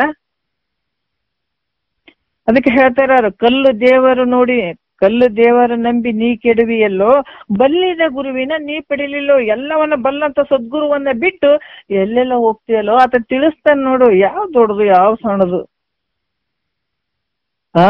ಅದಕ್ಕೆ ಹುಟ್ಟಿ ನೀ ಗುಡಿ ಕಟ್ಟಿ ಮಾಡಿಟ್ಟಿ ಮೂಲ, ಹುಟ್ಟಿದ್ದು ನೀನ ಆ ದೇವರು ಮೊದಲ. ಎಷ್ಟು ಅದ್ಭುತವಾಗಿ ಹೇಳತ್ತಾರ. ಮನಸ್ಸಿನಿಂದ ಜಂಗ್ ಬಿಡಿಸ್ತಾರ್ರಿ ಗುರುಗಳು, ಜಂಗ್ ಬಿಡಿಸ್ತಾರ, ಸಾಮಾನ್ಯ ಅಲ್ಲ. ಅದಕ್ಕೆ ಹೇಳ್ತಾರ, ಬಹಳಷ್ಟು ಒಂದು ಬಹಳ ಕಠಿಣತ್ವದಿಂದ ನಿಷ್ಠೂರವಾಗಿ ಮಾತಾಡೋರು ಬಸವಾನಂದ್ರು. ಅವಾಗ ಕೊನೆಗೆ ಹೇಳೋರು, ಇಲ್ಲ ಇದು ಮನಸ್ಸು ಅನ್ನುವಂಥದ್ದು ಜಂಗ್ ತಿಂದವ್ರಿ ಜನ್ಮ ಜನ್ಮಾಂತರ, ಇದು ಹೋಗ್ಬೇಕಾದ್ರೆ ಪೆಟ್ರೋಲ್ ಹಾಕಿ ತಿಕ್ಕಬೇಕು. ಅದಕ್ಕೆ ನೀವ್ ಈ ಜನ್ಮದಾಗ ಪಾರಾಗ್ರಿ ಅಂತ ಹೇಳಕತ್ತೀನಿ, ಮತ್ ಹಿಂಗ್ ಹೇಳಕತ್ತಾರಲ್ಲ ಗುರುಗಳು ಅಂತ ನೀವೇನ್ ಅನ್ಕೊಳ್ಬೇಡ್ರಿ ಅಂತಿದ್ರು. ಮತ್ ಆಮೇಲೆ ಅವ್ರು ಯಾಕಂದ್ರೆ ಅವ್ರು ಯಾವ ತರ ಹೇಳಿದ್ರು ನಮ್ಮ ಉದ್ಧಾರಕ್ಕಾಗಿ, ನಮ್ಮ ಮನಸ್ಸಿನಲ್ಲಿರುವಂತ ಒಂದು ಜಂಗ್ ಬಿಡಿಸ್ಬೇಕಾದ್ರೆ ಈ ವಾಕ್ಯಗಳು ಹಿಂಗ ಬೇಕು, ಇವಕ್ಕ ಈ ಮನಸ್ಸು ಅನ್ನುವಂಥದ್ದು ಹಂಗೈತೆ ಅದು. ಅದಕ್ಕೆ ಹೇಳ್ತಾರ, ನಾನು ಹೆಂಗಿದ್ದೀನಿ, ಆ ದೇವ್ರು ಬೇರೆ ಈ ದೇವ್ರು. ಅದಕ್ಕೆ ಹೇಳ್ತಾರ, ಹುಟ್ಟಿ ನೀ ಗುಡಿ ಕಟ್ಟಿ ಮಾಡಿಟ್ಟಿ ಮೂಲ, ಹುಟ್ಟಿದ್ದು ನೀನ ಆ ದೇವರ ಮೊದಲ. ಯಾರು ಹುಟ್ಟಿದ್ರು ಫಸ್ಟ್? ದೇವ್ರನ್ನ ಮಾಡಿದವ್ರು ಯಾರು? ನೀನೇ ಮಾಡಿರ್ತಾನೆ. ನೀನೇ ಒಂದು ಮೂರ್ತಿಯನ್ನು ತಂದಿ, ಇದು ಮೂರ್ತಿ ಆಗಕ್ ಚಂದ ಐತಿ ಅಂತ ಕಲ್ಲನ್ನು ಕಟ್ಟದಿ, ಮೂರ್ತಿಯನ್ನ ಮಾಡಿದಿ, ಆ ಪ್ರತಿಷ್ಠಾಪ. ಯಾಕಂದ್ರೆ ಅದಕ್ಕೂ ನೀನೇ ಎಲ್ಲ ಪ್ರಾಣ ಪ್ರತಿಷ್ಠಾಪನೆ ಮಾಡಿದಿ, ಒಂದು ಗುರುಗಳ ಸ್ಥಾಪನೆ ಮಾಡಿದಿ, ಒತ್ಕೊಂಡ್ ತಿರುಗಾಡವ್ ನೀನೆ, ಆಭರಣ ಹಾಕವ್ ನೀನೆ, ಎಲ್ಲಾ ಪೂಜೆ ಮಾಡವ್ ನೀನೆ, ಮತ್ ಕೊಡಪ್ಪ ಅಂತ ಕೈ ಹೊಡವನು ನೀನೆ. ಎಲ್ಲ ಯಾರು ಮಾಡಿದ್ರು? ಎಲ್ಲಿಂದ ಯಾರು ಹುಟ್ಟಿದ್ರು ಫಸ್ಟ್? ಎಷ್ಟು ಅದ್ಭುತವಾಗಿ ಹೇಳ್ತಾರ. ಅದಕ್ಕೆ ಬಹಳಷ್ಟು ತಿಳ್ಕೊಳ್ಬೇಕಾಗ್ತದಲ್ಲಿ. ಅದಕ್ಕೆ ಇಲ್ಲಿ ಏನ್ ಹೇಳ್ತಾರ, ದೇವ್ರು ಬೇರೆ ನಾನ್ ಬೇರೆ ಅಂತ ಭೇದ ಜ್ಞಾನದಿಂದ ಮೂಢನಾಗ್ಬಿಡ ಅಂತ ಹಿಂಗ ಬೋಧಿಸಿದ್ರಿ. ನನ್ನ ಭೇದ ಭ್ರಮವನ್ನ ಬಹಳ ಅಲ್ಲಿ ಅದು ಬೇರೆ ಇದು ಬೇರೆ ಅನ್ಕೊಂಡಂತ ಬುದ್ಧಿ ಭ್ರಮಣ ಆಗಿತ್ತಲ್ಲ ನನಗ, ಈ ಭ್ರಮೆಯನ್ನ ನೀವು ದೂರ ಮಾಡಿದ್ರಿ ನನಗ. ಈ ಶಂಭುಲಿಂಗನ ಈಗ ಹೆಂಗಾಗ್ಯದ, ಆ ಭಗವಂತ ಎಲ್ಲಿದಾನ, ಆ ಶಂಭುಲಿಂಗನ ರೂಪನೇ ನಾನು ಇದ್ದೀನಿ ಅನ್ನುವಂಥ ಭಾವ, ಆ ಶಂಭುಲಿಂಗನೇ ನಾನು ಅನ್ನುವಂಥ ದೃಢ ಅಪರೋಕ್ಷ ಜ್ಞಾನವನ್ನ ನನಗ ಇಟ್ರಿಯಪ್ಪ, ನನಗ ಮಾಡಿದ್ರಪ್ಪ. ಇದು ಯಾರಿಂದಪ್ಪ? ನಿಮ್ಮ ಅನುಗ್ರಹದಿಂದ. ಅದಕ್ಕೆ ನಗುರೋರು ಅಧಿಕಮ್ ಅಂತ ಹೇಳಿದಾರ. ಜಗತ್ತಿನ ಒಳಗ ಗುರುವಿಗಿಂತ ಅಧಿಕವಾದಂಥದ್ದು ಯಾವುದು ಇಲ್ಲ ಅನ್ನುವಂಥದ್ದು. ಅದಕ್ಕೆ ಈ ಶಿಷ್ಯರ ಉಪಕಾರವನ್ನ, ಸ್ಮರಣೆಯನ್ನ, ತನಗಾದ ನಿಜದ ಅನುಭವವನ್ನ ಈ ಗುರುಗಳಿಗೆ ಹೇಳ್ದ ಶಿಷ್ಯ ಬಹಳ ಅದ್ಭುತವಾಗಿ ಹೇಳ್ತಾನೆ. ತನಗ ಅನುಭವ ಆದಂಥದ್ದು. ಅದಕ್ಕೆ ಇದು ಜ್ಞಾನ ಎಲ್ಲಾರ ನಾವು ಬುಕ್ ಓದಿ ಇದನ್ನ ನಾವ್ ಯಾರಿಗೋ ಒಂದು ಪ್ರಸ್ತುತ ಪಡಿಸ್ತೀವಿ, ನಾವು ಒಳ್ಳೆಯವ್ರು ಅನ್ಸ್ಕೊಳ್ತೀವಿ, ಆದ್ರೆ ಇದು ಪುಸ್ತಕದ ಹುಳ ಆಗ್ತೀವಿ, ಹೊರತಾಗಿ ನಾವು ಜ್ಞಾನ ನಾವು ಕೊಡಕ್ ಸಾಧ್ಯ ಆಗಂಗಿಲ್ಲ. ಇದಕ್ಕೆ ನಿಜವಾಗಿ ಅನುಭವ ಆಗ್ಬೇಕಾಗ್ತದ. ಅನುಭವ ಅಲ್ಲ, ಅನುಭವಕ್ಕೆ ಹೋಗ್ಬೇಕಾಗ್ತದ, ತಿಳ್ಕೊಳ್ಬೇಕಾಗ್ತದ. ದಿನಾ ಸತತ ಚಿಂತನ. ಸದ್ಗುರು ಇವತ್ತು ಏನ್ ಹೇಳಿದೆ ಅಂದ್ರೆ, ನಾಳೆ ಮತ್ತೆ ಅಲ್ಲಿವರೆಗೂ ಈ ವಾಕ್ಯಗಳನ್ನ ಚಿಂತನ ಮಂಥನ ಮಾಡಿ ಮಾಡಿ ಮಾಡಿ ಮಾಡಿ ನಾವು ಇದಕ್ಕೆ ತುಂಬಾನೇ ಇದ್ ಮಾಡ್ಬೇಕಾಗ್ತದ. ಮಾಡಿದಾಗ ಮಾತ್ರ ಅದು ಅನುಭವದ ಜ್ಞಾನ, ಸ್ವಾನುಭವದ ಸುಖ ತಾನೇ ಕೈ ಸೇರ್ತದ. ಹಂಗ ಸೇರ್ಬೇಕಿದು. ಯಾವಾಗ ನಮ್ಮಲ್ಲಿ ಶ್ರದ್ಧೆ ಇರ್ತದ, ಸ್ವಾನುಭವದ ಸುಖ ತಾನು ಕೈ ಸೇರ್ತದ. ಸೇರಿದಾಗ ನಾವು ನಮಗ್ ಗೆದ್ದಿವಿ ಅಂತ ಅನ್ಕೊಳ್ಬೇಕು. ಹಂಗ ಇದು ಜ್ಞಾನ ಕೂಡ ಹಂಗಾದ. ನಾವು ನಮ್ಮ ಜನ್ಮ ಸಾರ್ಥಕ ಆಗ್ಬೇಕಾಗಿತ್ತು ಅಂತಂದಾಗ ನಮ್ಮೊಳಗ್ ನಾವು ತುಂಬಾನೇ ಇದನ್ನ ಸದ್ಗುರು ಹೇಳಿದಂತ ವಾಕ್ಯವನ್ನ ಶ್ರದ್ಧೆಯಿಂದ ಅದನ್ನ ಶ್ರವಣ ಮನನ ನಿಧಿಧ್ಯಾಸನವನ್ನ ಮಾಡ್ಬೇಕಾಗ್ತದ. ಮತ್ತೆ ನೋಡೋಣ ಮುಂದಿನ ವಿಚಾರ ಒಂದೆರಡು ಮಾತು ಗುರುಗಳ ಪಾದಕ್ಕೆ ಅರ್ಪಿಸಿ